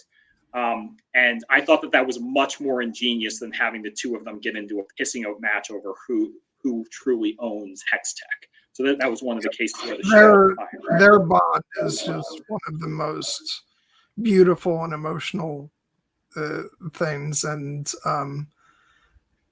even though I haven't been on especially now, I'm not on the really active social media sites. I imagine that, just like with Vi and Caitlin, there was a lot of shipping, Well, Cassie points that out. Cassie points that out in the chat. I think that the Vi and Kate is more likely to be canon. But I do think that there's real love between Jace and Victor. Yeah. I just think it's more of the brotherly type. Yeah. And, but I can totally see where that comes from. And I actually think that there might definitely be some merit to it from Victor's side. Which is just another reason to feel sad. And just there's that also heartbreaking little side story where there's Victor's own assistant, Sky Young, who is clearly head over heels in love with Victor, and has been since they were kids, because they give us that little bit, of the flashback. It's like she had been carrying a torch for years, and Yeah. just to see where that ends up, it's like, oh god. Yeah, that was one of the moments that I was just like, when unfortunately she meets her end because of Victor is like pushing things too far with the experiments, and she tries to stop him, not understanding, and it cost her life. That was one moment I was like, no, she was trying to, you know, and to Victor's credit, like it devastates, and we don't get a sense if he returned her affections in that way, but clearly, like she meant something a great deal to him, and he's devastated. Yeah. I did want to say real quick, just to switch gears, I did find a picture of Heimerdinger because like we can't not have his picture. I mean, I don't mean to like just, you know, whittle things down to him being cute, but oh my god, look at that adorable little guy. Yeah, he is a true character in like the capital C sense of the word, because from the moment he steps on the, like it also should be noted, like this being a fantasy world, there are just, you know, non-human species walking around and no one ever comments on it, you know, that this is just an accepted part of the world, and Heimerdinger is a, you know, a great, you know, window in that, because, you know, one of his defining characteristics, in addition to being a great, you know, scientist, is the fact that he's old. You know, he's far older than anyone else in Piltover. I think he's considered to be one of its founders, and that gives him great wisdom that the other characters like Victor and Jace look up to. But it also makes him a source of frustration and conflict, because as you know, as we see, he is constantly preaching caution, because he's seen some shit and he knows that how dangerous this can be. And to his credit, like when Jason Victor proved that Hex Tech can work after he said you shouldn't do this, he, you know, embraces it and he backs them. But then they finally, now that they've had some success, the moment when he is basically like, they show him their big discovery, and he's like, yes, you know, well, you just need a couple more decades to come up with some more safeguards. And you can see Victor and Jace push back against that, because to their credit, they're like, we don't live as long as you do, Heimerdinger. we need help now. I think that, and that is one of Heimerdinger's blind spots, is that he does kind of look at everything from his own perspective, and you know, he has the experience and, you know, and good fortune to live longer, and so to him it just comes as second nature. Well, yeah, of course we can just wait, just have patience, and we got plenty of time. And it's like, no, not for us. We don't. Like, there are people who need this now, and in particular for Victor, whose time is running even shorter than that. That is not something he wants to do. Yeah, and so it's understandable why Heimerdinger, you know, to see where he comes from, but also he's looking at things abstractly, and doesn't, you know, he has the same blinders on that a lot of, you know, the council and other people who live in the upper levels do, which is like he's not thinking about all the people who are living, you know, in really horrible conditions, you know, and we see this by towards the end of the season, as his eyes are opened up to that. And so I think his perspective on that shifts, you know, as he's put in the position of, he's no longer sort of sitting on high as leader of the council. To his credit, like the first thing he does is he says he wants to go and offer his assistance to, you know, to those lower down, but I don't think he finds quite what he expected. And he has, he's kind of taught a lesson in that regard. And so I'm very excited to see where he goes in season 2. And, but he's probably should be thankful he got kicked off the council at this point. Yeah. But yeah, no, I just, a magnificent character, even though he can be frustrating. Just, but also but he also has even with everything I'm saying about, he's kind of blind to certain things because of his longer lifespan, but also, as you said, he's lived through a lot of really dark shit. And so he's not exactly wrong either. It is more somewhere, there's a middle ground there. But when you've actually witnessed all the things that can go wrong, it's understandable why you're no. We need to slow down a bit and just make sure that no mistakes are made. Yeah. Well, but I do think that one of my sort of favorite sort of character moments of his comes from the fact that, even by the end of Act 1, even when he says, "You actually did it," but he's still but just because it can work doesn't mean it's, and then Mel is like, "Well, we'll see what the council has to say." But then by the start of Act 2, it's not like he's still all this should never have been done. He's actually on board. Yeah. So he hasn't held any grudges or anything. He's kind of accepted that point that no, this was a good thing. And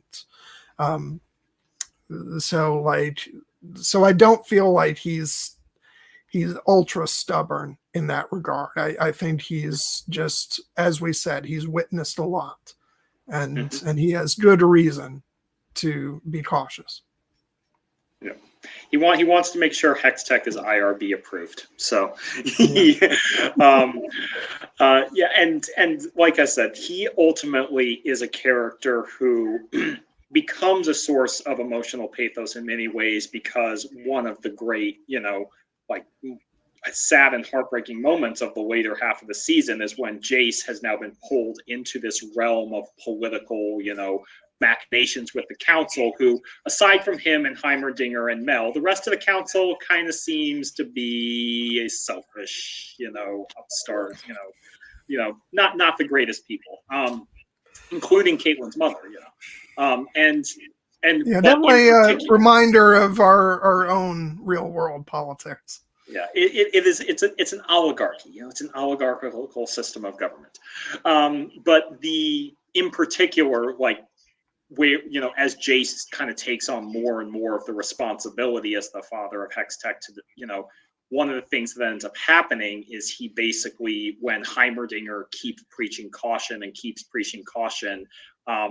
Jace betrays him. He orchestrates his removal from the council because he's it's basically, he's recognized you got us this far, but we can't we need action now. We can't talk about this anymore. And that's a devastating moment when he gets all the council to vote to essentially give Heimerdinger what's ostensibly a ceremonial retirement, but is really kicking him to the curb. And I will see what the implications of that have for the political aspects of Piltover in season 2. But I do think that the one thing it does for Heimerdinger is it humbles him, and that is one of the reasons he goes to Zahn and is trying to offer his assistance to he's not out there plotting his revenge. How do I get back on the council? He wants to, learn from this. He is a true scientist in that way. And I think that his story with Echo, who we haven't talked about yet, but we will once we get back. We will. I'm really looking forward to that, because I think those two characters are going to be a lot of fun. Speaking of which, let's talk about Echo, since that seems like a good pivot point. Who's just this adorable little kid when we first meet him. Who's affectionately referred to as Little Man. Yes. And then he's actually in a good bit of the second act. We just don't know it's him. As leader of the Fireflies, and then at the beginning of the third act, when Caitlyn and Vi are captured by the Fireflies, he takes his mask off, and he's really trying to put up this front of, but then it doesn't take much from walking down memory lane, and and talk about how he never used to stand up to me like that, and and I love that there's that moment of sort of the walls coming down, and and their embrace, and he's built up this wonderful community of survivors, really. And I love when they show the mural of the people that they've lost from the beginning, and it's this wonderful art of of Vander, and all the other people, and his own father figure, who I'm trying to look up. Benzo. Yeah, Benzo, and actually I do have a picture of Benzo from earlier in the season, him and Vander. Mm-hmm. Yeah, classic, like another great character gone too soon. But yeah. Oh God, yeah. There's so much tragedy in that opening act. Oh my God. Yeah, and what's so great about episode 7 is for Echo is the way it opens up with all this extreme, incredible art, sort of setting him up, and then it comes back at the end of the episode when he and Jinx are facing off. Well, the boy hero, and then boy savior, yeah, the boy savior, and yeah, it's just, oh God, it's so good. He is such a wonderful badass character, and in the way that you don't expect when you just see him as this little kid in the beginning. I know that people who played the game knew what to expect, but yeah, no, he's great. And I will say the only thing that had me like really worried was the end of the fight between him and Jinx, where I thought that was his death scene, which had me conflicted for a number of reasons. One, because I was really enjoying the character, didn't want him to go, but also I was like, I don't know how I feel about that optically. You've just gotten rid of, the black character, who is really seeming like he was on the verge of, playing a major role. And thankfully, with the next episode, when we get that scene between him and Heimerdinger, where turns out that no, he's okay, which I was very happy about. So I just awesome character. I'm glad he's going to be playing a big role in season 2. And characters named Echo in animated shows that we love have a good track record. So I would, even though they go through some shit, and that's actually one of the things I find most interesting and rewarding about the character of Echo, because you were talking earlier, Gwen, about the fact that there were certain characters who, if they just had therapy, maybe they could have gone through some of their issues. Echo suffers a trauma of his own early in the city. He loses all of his friends. He loses, Milos and Clagger. He loses his father figure Benzo. He loses Vi to imprisonment. He loses Jinx. Powder becomes Jinx, and Jinx becomes his enemy. So he goes through some shit too, but he processes his trauma better than any of the other characters in the show, because he basically takes his pain and it's like, okay, what am I going to do with this? How am I going to, learn to heal, but also help you use that power to help others? And as you said, we don't realize it at first because he just shows up as the cool leader of the Firelights on his wicked, green hoverboard. And you're just like, that would have been cool enough. But when he's unmasked in episode 7, that is where the full picture of the character comes into focus, and you realize just how much he has grown. He has probably grown the most positively of any of the characters in the show at this time. it's a tall order too, because as Vi says, I should have been here for you, and it probably would have been a lot easier for him to have Vi to lean on and to sort of, but he didn't have anybody. He really had to go through all this stuff on his own and build a community, and stand up to Silco and and his whole regime. And it's like, that's an incredibly strong kid. It's just, he's amazing, which again is why I was really so bummed when I thought he was dead. And so I was just really so thrilled to see that he was okay. I was really, I was like, I didn't believe he was going to die. I also was just like hoping he wouldn't die. But like, I think that he's an essential character to carry forward because he is truly the character who has the rightest moral compass. His his mission to essentially save people who have been addicted to Shimmer and have their lives torn apart, and like bring them in and make them part of this community, this beautiful community around the tree and with the mural of the people that they've lost.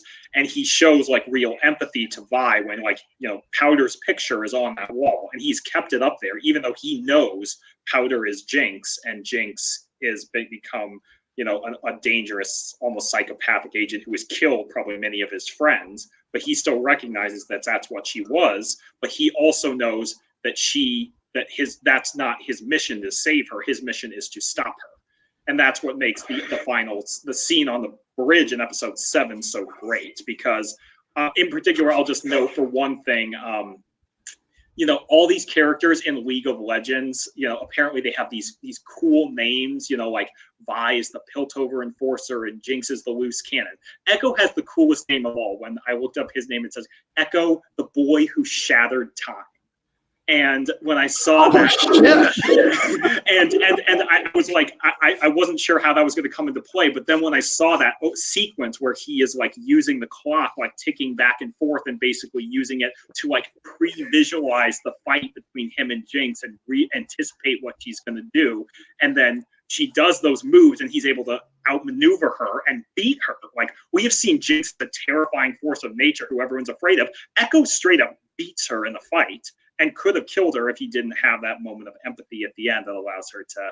Well, and that moment is so wonderful to me, because he's very assertively saying, Powder's gone, your sister is gone, there's only Jinx. But then Vi is making her plea and saying, no, I know she's still in there. And to Echo's credit, like, there is that moment, where he's open to that, and he's like, is that girl that I knew, are you still in there? And it nearly cost him his life. But it's a really powerful and emotional moment that shows that like he's not just shut off from from all those emotions, and like that he did take in what Vi said, and but the boy who shattered time. Yes. That is just badass. Yeah. It almost sounds like the title of like another like 7-book epic fantasy series that like with that being like the title of like the boy who shattered time. I'm like, I would read that entire series, as long as it's not written by George R. R. Martin, because then it would never be finished. But sorry, I had that. Let's stay focused so that we don't add another hour to the stream. Then we'll already be going. But yeah, oh my god, that just makes him even cooler. But no, that whole sequence, the way it's designed and executed, is like, and it did really remind me a lot of the stuff that they did in Across the Spider-Verse with the art. And although I'm trying to think that I may have seen, when did Across the Spider-Verse come out? It came out last year, right? So then it was probably the reverse. The stuff in I mean, that would be, actually, well, I'm going to say Into the Spider-Verse came out in 2018. yeah, but I specifically Across the Spider-Verse had some really gnarly out there, art stuff going on, and so I'll just flip that and say stuff in that reminded me of this. Yeah, just so cool. And yeah, no, I have a feeling that he'll be playing a really big part in season 2, and looking forward to that. And it'd be interesting to see, now that Heimerdinger is with them, like how like their joint story will move forward. And yeah. Oh god. No, I think that they're going to be able to learn a lot of great lessons from each other. Because, like, again, to Echo's credit, like when he meets Heimerdinger and he knows that he is like one of the council members of Piltover, he doesn't be like, "Oh, you're one of them. Like, get away from me." Like he treats him with respect and looks up to him. And Heimerdinger obviously returns the favor. And when they're like, they're meeting the citizens of the Firelights, and Echo has what I would probably say is my favorite quote in the entire show. It's the one I used to promote the stream, when he says, "It's not enough to give people what they need to survive. You got to give them what they need to live." Like, that's a character who has his heart and his mind and his spirit all aligned and in the right direction. Talking more about, like, sort of Echo actually, not just outright dismissing Heimerdinger, when he sees who he is. I think my favorite part of that exchange is when Heimerdinger says, I came here to offer my assistance, but it seems it seems I'm not welcome. And Echo says, "You and I are having the same day." Yeah. Oh god. But yeah, so great. And then let's shift and talk about Mel for a bit, because she's just so great. Because again, to what you were saying, initially very skeptical of her, because she seems like that sort of political type who is looking to turn things to her advantage, and which, not saying she's not doing that, but she also cares a lot, and wants the city to prosper, and is on board with Jace's notions of putting magic in the hands of citizens, as a way of moving things forward. And then we really get to, there's things a little muddled when she is sort of getting him to sort of play politics with the other, the board members, and doing some underhanded stuff. But I think what she's all about really comes to the forefront when we meet her mother. And it's like, oh, she's definitely not that. She actually wants to do what is right for the people of Piltover, probably predominantly, but but also to a lesser extent Zon, but still, but she doesn't want all out war to break out between the two, and she definitely doesn't want war to break out just to serve her own selfish ends, like it seems like her mother does. And so and so, as things would have it, I love how the season ends with she takes off her family ring and is going for for peace as best as they've been offered it at that point, even though, as I said before, it's a little questionable. But from her point of view, this is certainly the better option than war. And And so I really love that moment. And of course, that means that was probably the end of her story. I mean, I'm not entirely sure. Like, I mean, I could see her tragically perishing in the attack at the end of the season. But frankly, if any council members do survive, I actually think Mel is one of the ones who potentially could be a survivor along with Jace. I do think the rest of them are probably toast, including Caitlyn's mother. But I'll say, I know you haven't watched the season 2 trailer, John. One thing I will say is Ambessa Medarda, Mel's mother, is a big part of season. Oh yeah, I saw her in the teaser. So yeah, I know. My whole thing was that now I feel like the daughter isn't around to try to stop the mother. Yeah, and the mother is kind of unleashed now, but we'll see. Actually, the one character that I don't think dies in the explosion, ironically, is Victor. Yeah, no, I don't. Victor definitely lives. I think.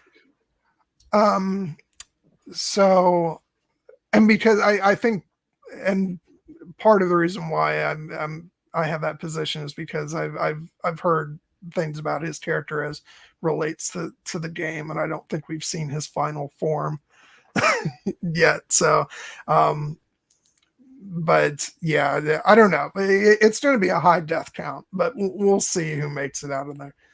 I would love for all three to see Victor, Mel, and Jace walk away, but I don't know if that'll be the case or not. But yeah, we'll see. We don't have too long to wait to find that out. Just a week, yeah. And like I said, I don't know for sure if Mel does survive or not, but I did appreciate how much richer and more complex her character got over the course of the series, because as I said, when I first saw her, I obviously saw her, she's very striking, she's very beautiful, but I'm like, she kind of seems like the kind of character who's going to sponsor Jace's efforts for her own selfish ends. And I think that may have been her original ambition, but over time, I think that actually, shifts. I think that her mentorship of him, which in many ways becomes more of a partnership and then becomes a romantic partnership, actually seems more genuine than I would have thought. It seems, and part of that is that we start to learn more about her backstory and the fact that she is an exile in many ways from her own kingdom, sent away by her mother because her mother basically thought that she was too weak to understand what needed to be done. And we got that flashback where we see like young Mel's political instincts, even at a young age, this is how we will maneuver around people, and we'll install a regent, and she should be friendly but also someone who can be controlled, and you're like, good instincts. And then their mother's like, no, we're just going to cut her head off. And you're like, okay, so these are two different approaches to a problem. But in particular, I think that once her mother does show up on her scene, and her mother, who is loud and in many respects boorish and acts in many ways like we would expect, not to delve into stereotypical genres, how we would expect a man, like a conquering man to look, because she, she's immediately off to the brothel to sample the local finery, as a local cuisine, as she puts it, and she's treating everyone around her dismissively, but she is very clearly a very strong character, and Mel kind of in many ways defines her, she comes into focus as a point of opposition to her. She we see that she has learned that she can do things differently than her mother, and now that her mother is here on scene, she's not just going to let her stampede over them and do things her way. She's like, no, this is my home, this is my I understand how things work here. You will listen to me. And we see that's where I kind of feel like her and Jace could end up being more aligned again in that way, because obviously Ambessa, when she shows up, immediately starts trying to manipulate Jace, and Mel becomes very protective of him, and it seems like it's a genuine concern not only for this man that she's now in a romantic relationship with, but also to protect her city and her people and their way of life. So I think that she actually, I no longer consider her to be a very like underhanded character. I think she's more of a skilled politician who, is willing, has her blind spots, of course, especially related to Zahn, but I think that she has more compassion and empathy than I gave her credit for. I think she reminds me a lot in that way of Marjorie Tyrell in Game of Thrones, in that with our first glimpse of her, she's sort of very, portraying herself as very politically astute and manipulative, but then we see as the show goes on that she really does have a kind heart, and she wants to do right by people. And so I saw a parallel there, and I like that, because I like that sort of makes you rethink, assumptions that you have. And it was the same thing as what I went through with Victor, just assuming at first that he was trying to manipulate Jace. But I think the only reason why I really thought that again is because of who was voicing him. But no, he just, they both ended up just being absolutely wonderful characters. And and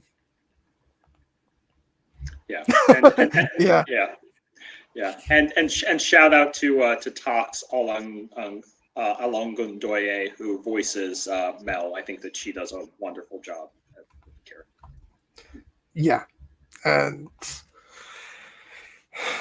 that's really at the end of the day, this is why I'm kind of hoping that she, even though my instinct is that she didn't survive, but kind of hoping that she does, just so we can just get more of her character.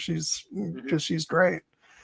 And I really don't want her mother to sort of have carte blanche to do it, even though that looks very much like what's going to happen. But I want somebody there who can stand up to her. And it seems like the only person who can really do that would be her daughter. So, oh, God. But okay, I'm trying to think who we haven't covered yet. I think we've covered the most of the major characters, so maybe if they're just we covered Violet, we covered Jace, Powder, although we could maybe say a little bit more about Jace, but I think it all ties into the climaxes we're talking about. Caitlyn, Mel, Victor, Echo, Medarda. Maybe there are some minor characters or relatively minor characters like Savika and Singe who we haven't really touched on, but they're kind of more, we can kind of just shout them out as needed.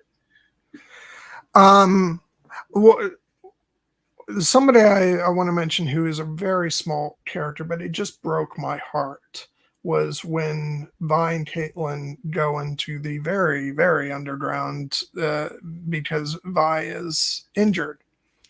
And we see, I don't know the character's name, but he was. I know who you're talking about, but I don't remember her there. But he was in the first episode, and we see Vander supporting him and being like, "Why don't you pay the man what what you're supposed to?" And so he was someone who was loyal to Vander and to his kids and stuff. And so we see him help Caitlyn, find medicine for Vi, but then it turns out that he's one of the people who sells them out to Silco for Shimmer, which he's and clearly like so many of them addicted to. And I thought that was so utterly heartbreaking, and it really shows the damage that Silco has done to Zahn. Apparently the character's name is Huck. I just did a quick Googling, but yeah, that's a little tragedy all in and of itself.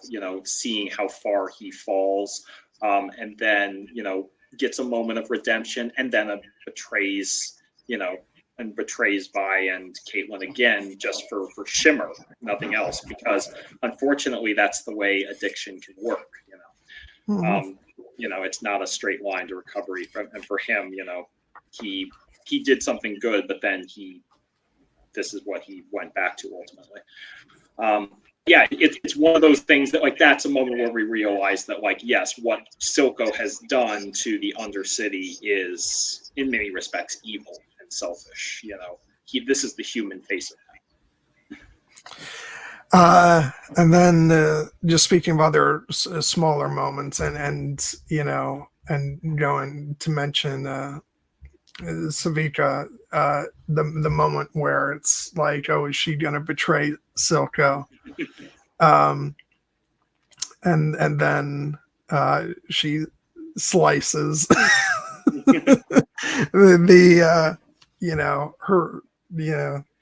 the person who's trying to get her to betray, slices his head in half or whatever. And I just love that moment where you tempted, not for him, No. but there will be others.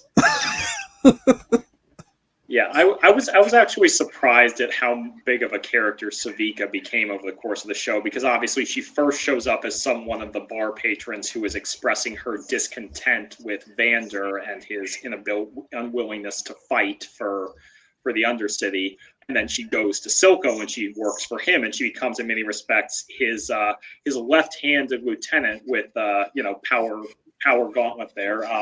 As with Jinx being the right hand, of course. And obviously one of Savika's defining characteristics is she does not like Jinx. She thinks Jinx is a wild card and a loose cannon, and she causes more problems than she solves.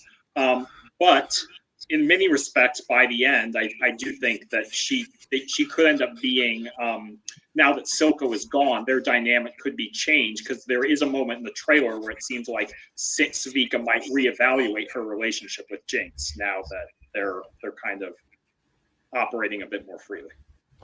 I was really intrigued by that moment where, like, despite all the animosity towards them, when Silco says, I'm trying to go find Jinx, and Savika talks him down from that and says, I had a rough with my old man. Give her time; she'll come back. Yeah. No, I mean, and that's one of the things that kind of tells her that, like, she is a woman with a code in many respects. She is not like, obviously, like, we see her commit terrible acts of violence. She and Vi get into it, multiple times over the course of the show. But I do think that, again, she's not like a purely evil character. She has empathy and understanding, and there's a reason she is the way she is. But for good reason that her and Vi get into it, just because there's that betrayal of Vander, and it's like, I've always sort of enjoyed that archetype of, like, she definitely questioned Vander, big time. We saw that in one of the earlier episodes. But there is this sort of thing of where you're a soldier for one side, and then that betrayal of, turning to your enemies. And, and it's a sort of a staple of other, stories that, and it's just like, it's just, and so you've got your central character who almost hates the betrayer worse than, the person that they betrayed you to. And, it's great whenever the two of them got into it, because you're like, yeah, Vi, go get her. Yeah. It was satisfying to see Vi finally kick her ass in the end. But again, we're not done with the character, so I think she has room to evolve. Yeah. One other character who we had touched on briefly that but we didn't delve in too deeply. I just want to mention again Marcus, the sheriff. Yes. Which, because he is another character who is obviously antagonistic, very much so, even from the jump when he's still like Grayson's lieutenant and he's kind of in there like, I want to knock some heads. And she's like, pipe down. This is not the way you want to do things. And then obviously he kind of gets kind of under Silco's thumb, and it allows him to rise to great prestige. But we see that like he could have been a character who was just very much motivated by like all of the Undercity are scum and we need to put them in their place. And I'm sure he has those instincts. But ultimately, given the fact that he is, dirty and he is, on Silco's payroll in these aspects, we start to understand a little bit more about him too when we see his relationship with his daughter, and in particular the terrifying scene when he goes into his daughter's bedroom and Silco is there with all his gang members playing with her and talking to her, but also talking to him and making it very clear, like, this, you will do what I say. I don't care about your title. I have the power here. And after Marcus's tragic death at the end of episode 7, I think one of the characters has a line where they're like, I can't believe that like Marcus would be working for Silco, and someone had said it's not that we had to gain, it's what he had to lose. And that's what we see there in that dynamic. Marcus is such a great character because we're coded right from the start to hate this guy. Yeah. And then over the course of the show, they peel back the layers of this character, not for a redemption story, but just so we understand where he's coming from. Yeah. And, and we feel, and we almost start feeling like this guy can make a better decision. Will he? No, he doesn't. And then he pays for that with his life. But by that point, we care about him too. And, and then it's just so sad. He's like, tell my daughter.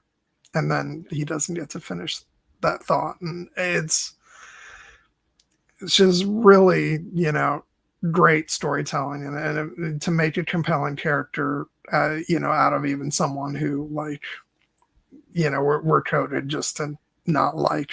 And I think that's real. And I love the moment where, he's in Silco's office and, they've got the explosive and Silco's like, thinking yourself a hero. And, and then we get in Marcus's mind that he actually sets it off. And then it cuts back and is like, well, what are you waiting for? And then Marcus just walks out. Oh, yeah. Yeah. But yeah, but sort of going back to, sort of leading into the ending, because I do feel like that's where we should, it should end up.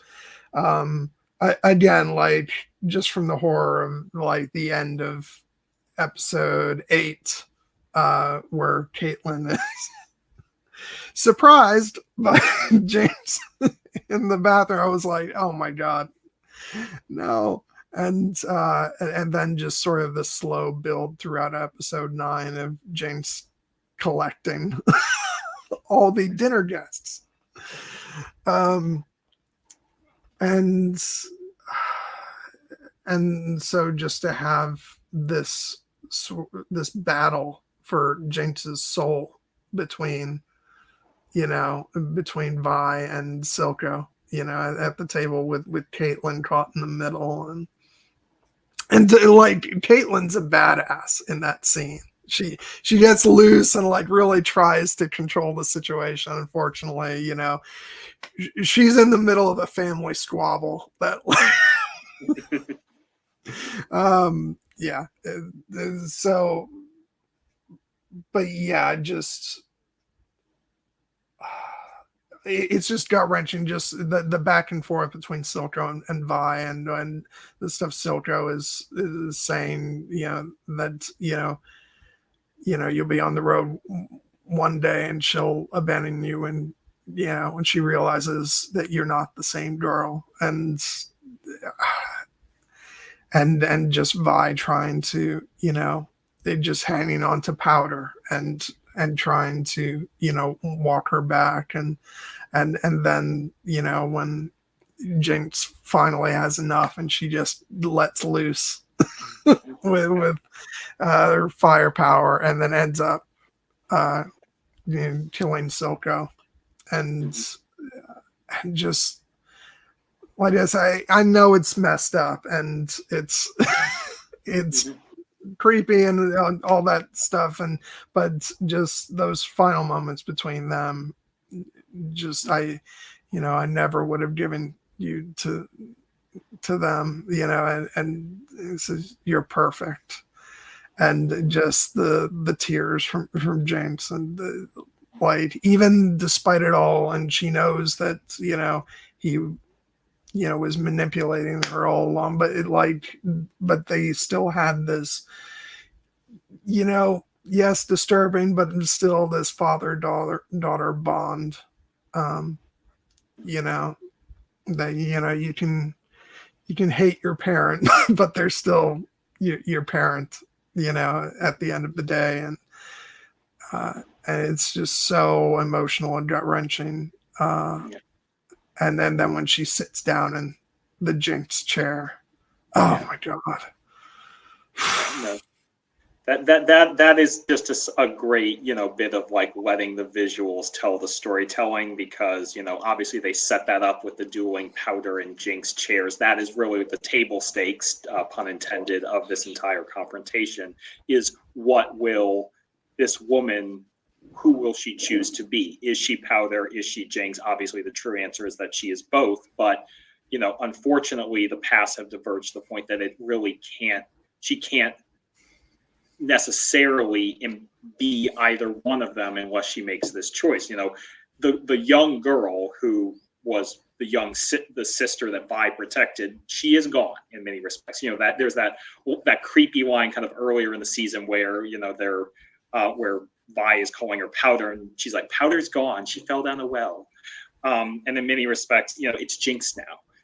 But she doesn't really believe it, at that point. She is going by Jinx, but she's kind of like taken that on as, in many ways, you think about the line like Tyrion has of like, wear it like armor, it can never be used to hurt you, what your enemies say about you. She has embraced the name Jinx, but I don't think she enjoys it. I think that that is kind of what she thinks she has to be. She's not, at that point, she's not quite there yet. And even when Silco tries to push her into fully embracing Jinx and saying goodbye to Powder in the scene in the water, when he puts her down under the water, but then immediately after that, when she finds out that Vi is alive and and around, she immediately then turns against Silco, calls him liar. That great moment where she has Savika up on the ceiling and it's written liar, and she, which a great moment that we didn't really talk about, where she lets off the smoke, and and then Vi comes to find her, and that's when we think, oh, things are going to be okay. And of course, they go horribly wrong. But so for that flash of time, like, I think she thinks that maybe she will be able to just be Powder again.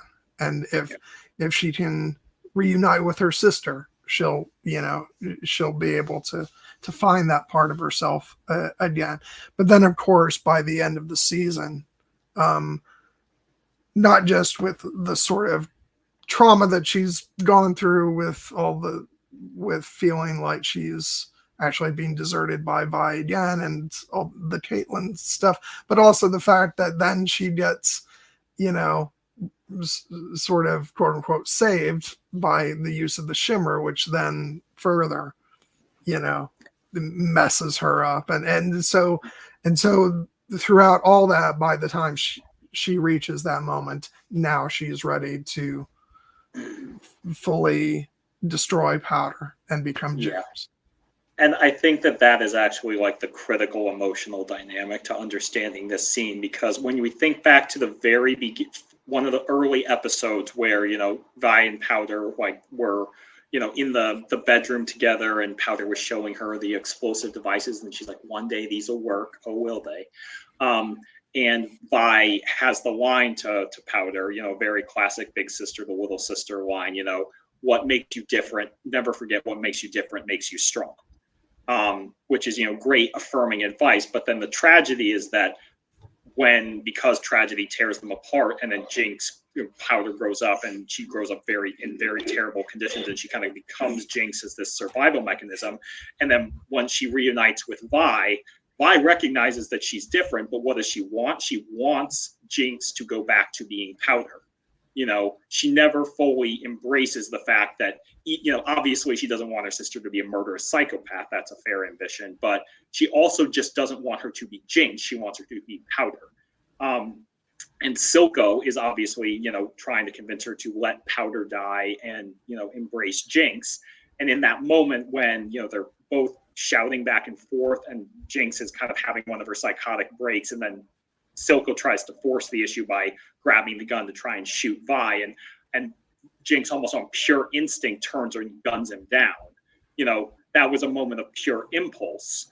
But, where Silco wins in this scene is the fact that he doesn't condemn her for that action. He embraces her, he loves her in many respects, and when he tells her, I would never have handed you over, I would never would have done it, you're perfect.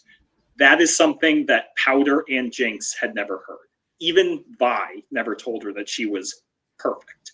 And obviously, and that is kind of the thing. And that's not necessarily it's a very manipulative thing to say. It is manipulative, but the reason I think it's so important, and why it was the right thing for Silco to say if he wanted to win, is that gets to the core issue of what Jinx needed, which was to be accepted. When he's really saying, when he says you're perfect, in many respects, what he is also saying is, I accept you, I love you. And obviously it's twisted coming from Silco, but having just now lost another father figure that she is now responsible for the death for, but getting that kind of unconditional forgiveness from him that she didn't get from Vi. That's when she turns to Vi, and she has the heartbreaking line where she makes her choice, when she says, I thought maybe you could love me like you used to, even though I'm different, but you've changed too. So here's to the new us. And that is her recognizing that, you don't accept me as I am now. You don't love me as I am now. You want Powder, and I can't be her anymore. I am Jinx.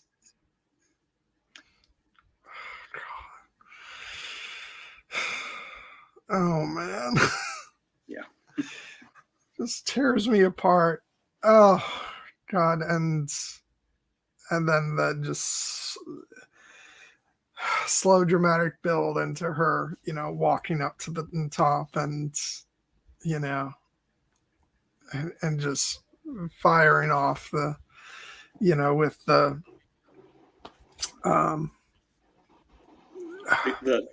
crystal, the hex, whatever it is. And just as the council is voting for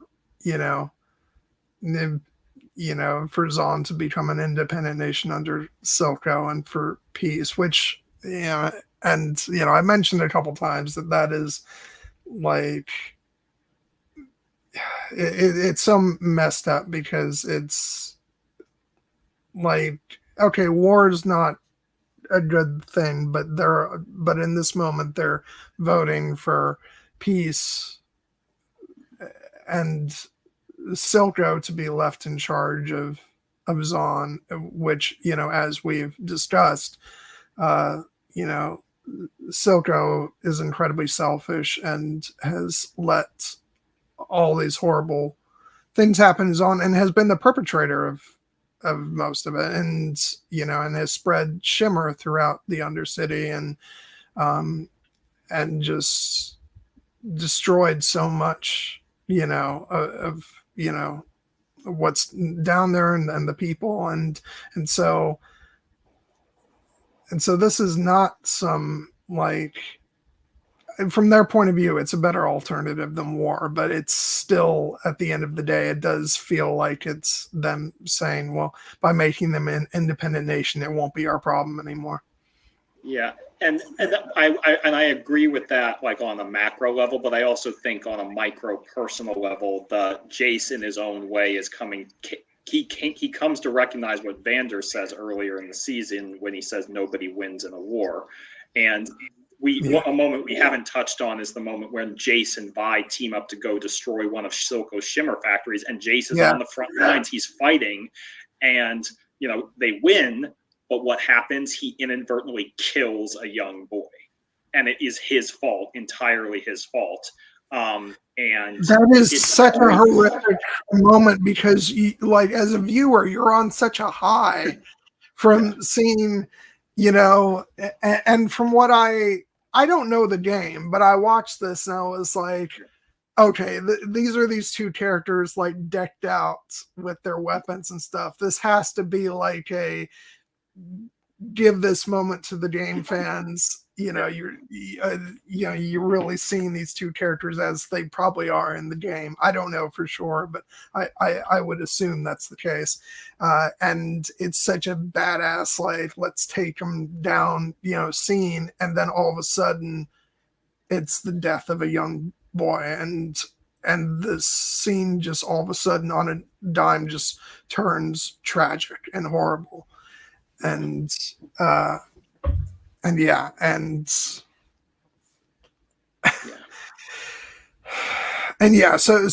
that personal level, I get it. It's a very, like, it's conflicting, because because again, you don't want war to break out, because a lot of people will suffer, but it doesn't seem like what they're doing will actually be any kind of, like, really great solution. And in the end, it doesn't really matter, because Jinx does her thing, and and there's going to be war. So it's just, you can only hope that by the end of this, that maybe somebody in the upper cities will realize that actually, the only way we're all going to be able to move forward is if we all actually do work together and care for each other. But I don't know if that's anything close to what we'll get, or if this series will just end in horrible pain and death for everybody. Well, I mean, I still have hope on that front, because I do think that there were ultimately many characters who that was their goal, was not just to, like, have peace or to, like, avoid conflict, but to, like, improve everyone's lives. Like, Victor has the line when he's talking about Hex Tech: we lost ourselves, lost our dream in the pursuit of great, we failed to do good. Like, I think, that was his and Jace's ambition with Hex Tech, to bring it to the people, including the people and so on. And I think, again, as Jace gets entangled in the politics, he starts to recognize that he has, like, responsibilities to try and prevent death now. And he also recognizes that, like, once he gets a taste of war and realize how terrible it is, like, obviously it kind of scars him and steps it back. But sometimes, the only way out is through. And I do think that now that there is going to be a terrible war, ultimately they will still come back to that idea of, like, they need to unite. And look out for each other's common humanity in order to truly solve this. But there will be a lot of suffering before we get there. And speaking of suffering, I just want to mention, because it reminded me, because we were talking about Silco earlier, he has one of the coldest lines I've heard in one of these shows, because the little boy who's killed is the son of one of his lieutenants, and she gets very upset. And she tries to betray Silco, and then Savika kills Finn and leaves her behind. And he turns to her, and this grieving mother, and he says, "I would have had your son killed for this. So I suppose we're ahead on that account." and you're like, that It's is so nice. horrible, but it's also such a great line. It is a great line, but it's also like, God damn, this man really is the devil in many ways. Oh man. Yeah, I still ultimately I feel like we'll get a very bittersweet ending to the show. I think ultimately things will look up by the end of it, but we're going to lose a lot of people in the process. Um, but we shall see. Um, yeah. And then there's, speaking of, Jace and, when he and Vi go the underground, like after that happens, then there's that meeting between Jace and Silco that there's been some kind of communication between the two of them for a while. And that was the part that actually really caught me off guard because I'm like, shit, the, the golden boy is not so golden necessarily. And he's been, perhaps, doing some underhanded, negotiating with Silco for a while. And yeah, this goes to show you corruption is there in politics. Yeah. No, but so, I mean, it is like they're basically two heads of state at this point, having a treaty or a negotiation on the battlefield before trying to determine if they can avert the war. And it's telling that the conditions that are offered are basically like very high in demand for Silco basically getting basically everything he wants. The only catch is one of the only things he has to give up is the one thing that he can't give up. But in many respects, Jace is this is a very bold step for him to take, to try and to offer all this to Silco, because Silco is not somebody you can necessarily trust. But Jace feels like I do think his intentions are pure here. I think he is also trying to avert further bloodshed. But it is a case of he probably is a little bit out of his element here. He never wanted to be the counselor heading, Piltover. He wanted to be a scientist, bringing Hextech to the people. And I think if he does survive the events of Jinx's terrorist attack at the end of the season, I do think that might end up being his arc, is him kind of going back to the idea that I once was someone who wanted to bring my science to the people to do good, and I kind of lost my way, and now I need to find my way back to that. Oh yeah. And yeah, just in terms of survivors, if Victor survived, which I strongly expect that he did, because it doesn't feel like his story is done. I'm very concerned about what awaits him, just based on how things have been going. Getting worried about his transformation, so to speak. Yeah. All this stuff going on with him. It'd be interesting to see if Jace also survives, if then there's a different sort of conflict between the two of them. But yeah, God, it just such a great story, and this season is so it's pretty much everything I could ask for in a great story. It's just got this amazing epic scale. The world building is off the charts. The characters are dynamic, and you're emotionally connected to so many of them, and And then, as we talked about at the beginning of the stream, just the animation is just so goddamn gorgeous. Yeah. And it's no wonder it takes them 3 years. It took them 3 years to do the second season, and I think it took them even longer to do season 1, just because, they probably had more resources going into season 2. Yeah, and they had to build all the character models from scratch and things like that. So. But yeah, no, I'll just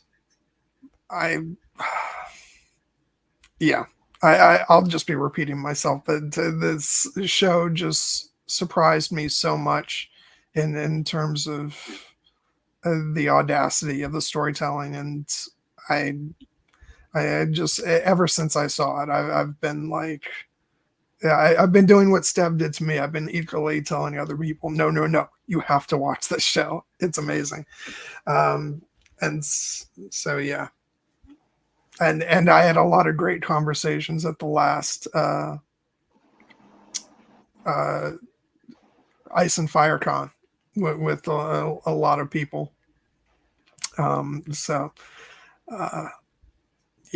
It's, I can't wait for season 2. We're less than a week away from it, and I'm actually really, that's another reason why I'm happy that we're going to be taking a break next Sunday, because I can fully immerse myself in these first 3 episodes of the new season. Yeah, no, I am very glad that you suggested that we cover this show, because again, I don't know when I would have gotten around to it if we hadn't decided to discuss it on the channel. But they're like, you never know if something's going to connect with you on that way. But like, from the moment once I started to watch it, I'm like, this is a show that like is worthy of that level of hype. I think it is. It is a true artistic triumph, and if the second season operates at the same level or exceeds it, I think it'll have a pretty high place on my list of like television shows. I don't know exactly where it'll fall, but like this is some truly great artistry on display here, and writing and directing and musical composition and visual storytelling, as we mentioned, and it all is, well, it's not like purely, it's original because it was based on a game. Again, me not having any necessarily connection to the game, it is one of the most like original stories in many ways that I've seen in a while, and that just makes it feel fresh and special.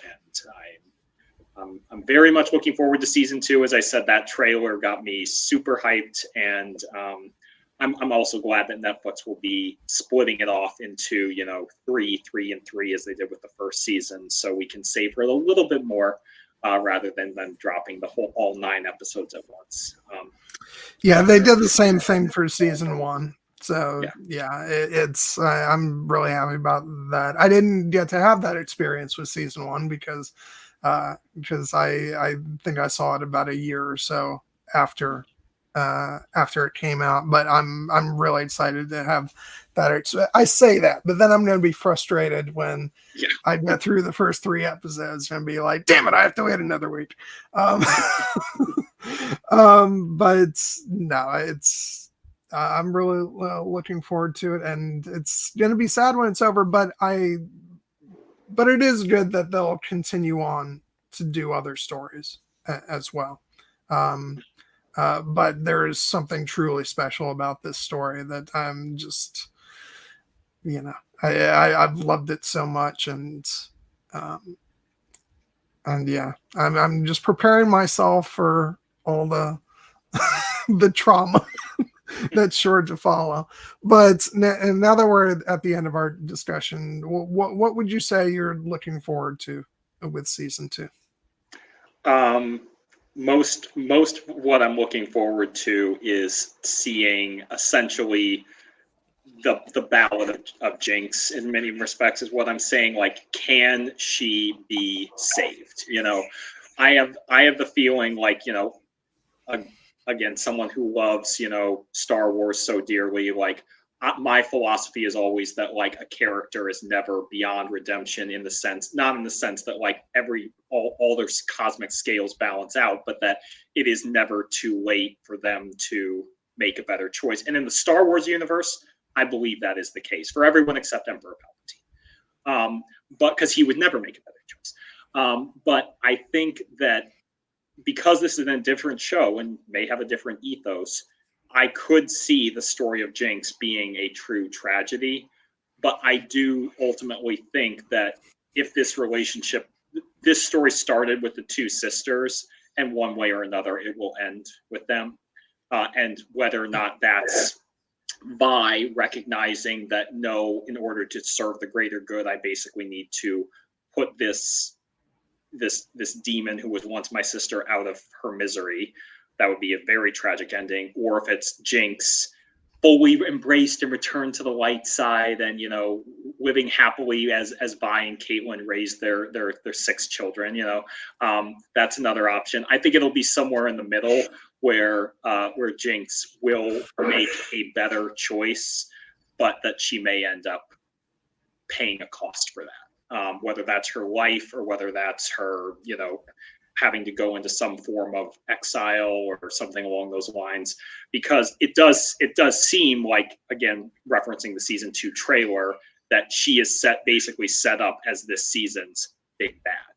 And like, but also there are elements of it that make me hopeful, because, again, I don't want to ruin but they're basically, the character of Savika now is talking about Jinx, the possibility, like, you have the opportunity now to be a symbol of hope for the people of the Undercity of Zon.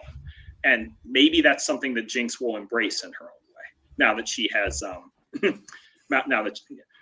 yes, I have written fan fiction in the past. It's Star Wars fan fiction. It's been a while though. I need to break up the old I have a feeling I'm gonna need to rely on fanfic for my happy Vi and Caitlin,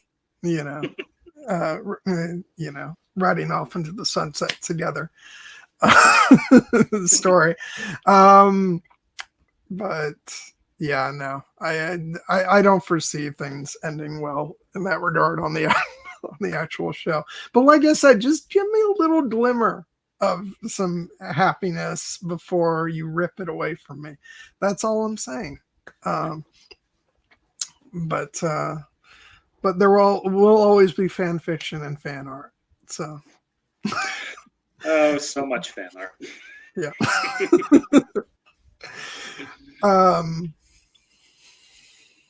Which yeah, no, I was just thinking about that in relation to another show that I watched, The Legend of Vox Machina,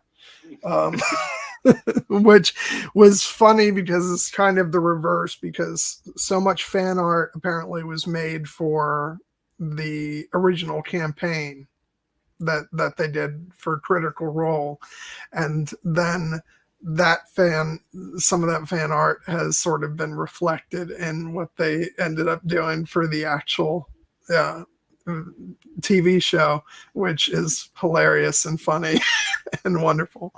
Oh, you need to get caught up. There's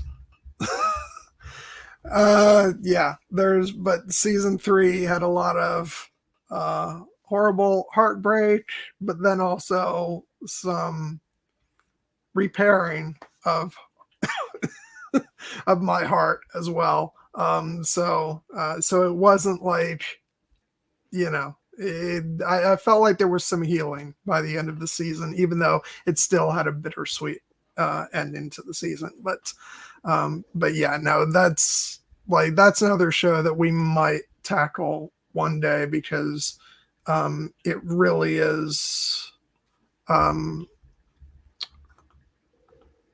Episode 5. So I'm trying to think at what point things happen. You right. Okay, I don't think you've gotten to the really heartbreaky stuff. Yeah, I could be wrong. I don't remember. But the whole thing was just a long journey of going from heartbreak to like joy, and then heartbreak, and then joy again. So yeah, we will. I think we will talk about that one day, just because for me, whereas this show feels like it's sort of a big evolution of what animation can do in like grand, dramatic adult storytelling. The Legend of Vox Machina is like great Saturday morning cartoons, except it's for adults. and like that's a different kind of joy, but it's great. And yeah, it really satisfies the kid in me who has now grown up and wants his Saturday morning cartoons to have violence and profanity and sex and and all that wonderful stuff. So yeah. I have not watched Legend of Vox Machina yet, but I would catch up on it. You need to give me a little time if we're going to talk about it, because I just looked it up, and it's 3 seasons of 12 episodes, and I'm like, oh. But I will chip away at it. That one of the reasons I was so happy to catch up on this one is because it was just 1 season so far, and I've got however long your watch list is. Gwen, my watch list, I guarantee you, is every bit as long. So we got to start making a dent in this stuff. Well, that's why for all the stuff that I really want you to watch, we're going to do streams so that I can push you into watching them. Vox Machina is another show that gets dropped in chunks because each season drops like 3 episodes a week. So it ends up being like 4 weeks per season. But we'll figure out a way to do that. Maybe I feel like with that show because it's been 3 seasons, so maybe we'll do it before season 4 comes out, and we'll break it up by season so it's not too much at once. And the episodes are really easy to get through if you just focus on a season, because they're like 30 minutes long, and so yeah, we'll do that at some point. But yeah, that's a whole other thing. So just going back to this, I'll say for myself, like I've already given it away. My big thing that I'm looking forward to this season is just just please satisfy my shippy heart for Vi and Caitlin. And yeah, and then everything else just seems like I'm going to be really sad. So I'm like, I'm bracing for that. I'm ready. I'm really interested to see who survived the end of the season, because we are kind of left not knowing. And so yeah, I'm eager to find that out, and it's going to be really interesting watching the power vacuum with Silco seemingly out of the picture. Just because I feel like that's been set up with this season with the other sort of leaders who have been kind of under Silco. All the ones who got gassed by him in that one great scene. I feel like they're going to be clamoring for power, against Jinx. And so that's going to be interesting to watch. Yeah, just going to be interested to see who survived and like what new characters we might get. Because there was a high body count throughout the season. Yeah. And yeah, so, but yeah, just give me some warm feels with Caitlin and Vi, and I'll be I'll be happy. Well, I want that too. Also, protect Echo and let him do more rad tricks with his hoverboard. Exactly. Even though it seems like this might not be practical, but it sure is freaking cool. And I will say, like, I can't wait to see what kind of story Heimerdinger gets, because he's sort of stuck as being, in the council in season 1, but now he's out there, he's amongst the people. So like, it'll be intriguing to see what kind of role he plays in everything that's going to be going on. Is he going to, sort of become as some kind of different kind of a leader, maybe? Or is he going to exist in service to other people, just to help them along? And I see a lot of different ways they could go with him, and yeah, no, it'll be fun. There's so much stuff to look forward to, and I am really glad we, like I said, it's less than a week to go until we plunge back into the story. I'm only just jealous of you because your situation reminds me of when, for me, A Dance with Dragons came out, and I had only just finished reading A Feast for Crows, like right before I got it in the mail. and so it's like, I didn't have to wait. I was there too. I watched I read A Dance of Dragons. Like, I read Feast of Crows as season 1 was airing, and then I read Dance of Dragons right after, and then there was just the show. Yeah. and then the series ended at book 5. We just can't help ourselves. No. But in fairness, we have a reasons for this. Yeah. But no, but thanks everybody who tuned in tonight.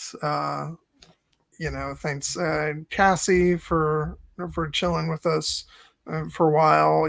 Throughout the evening we had Jolie showed up, AR showed up, Mother Royne, Danny McKay. We had a new viewer, AGD 1993, who seemed to come in just as an Arcane fan to watch our stream. Thank you very much.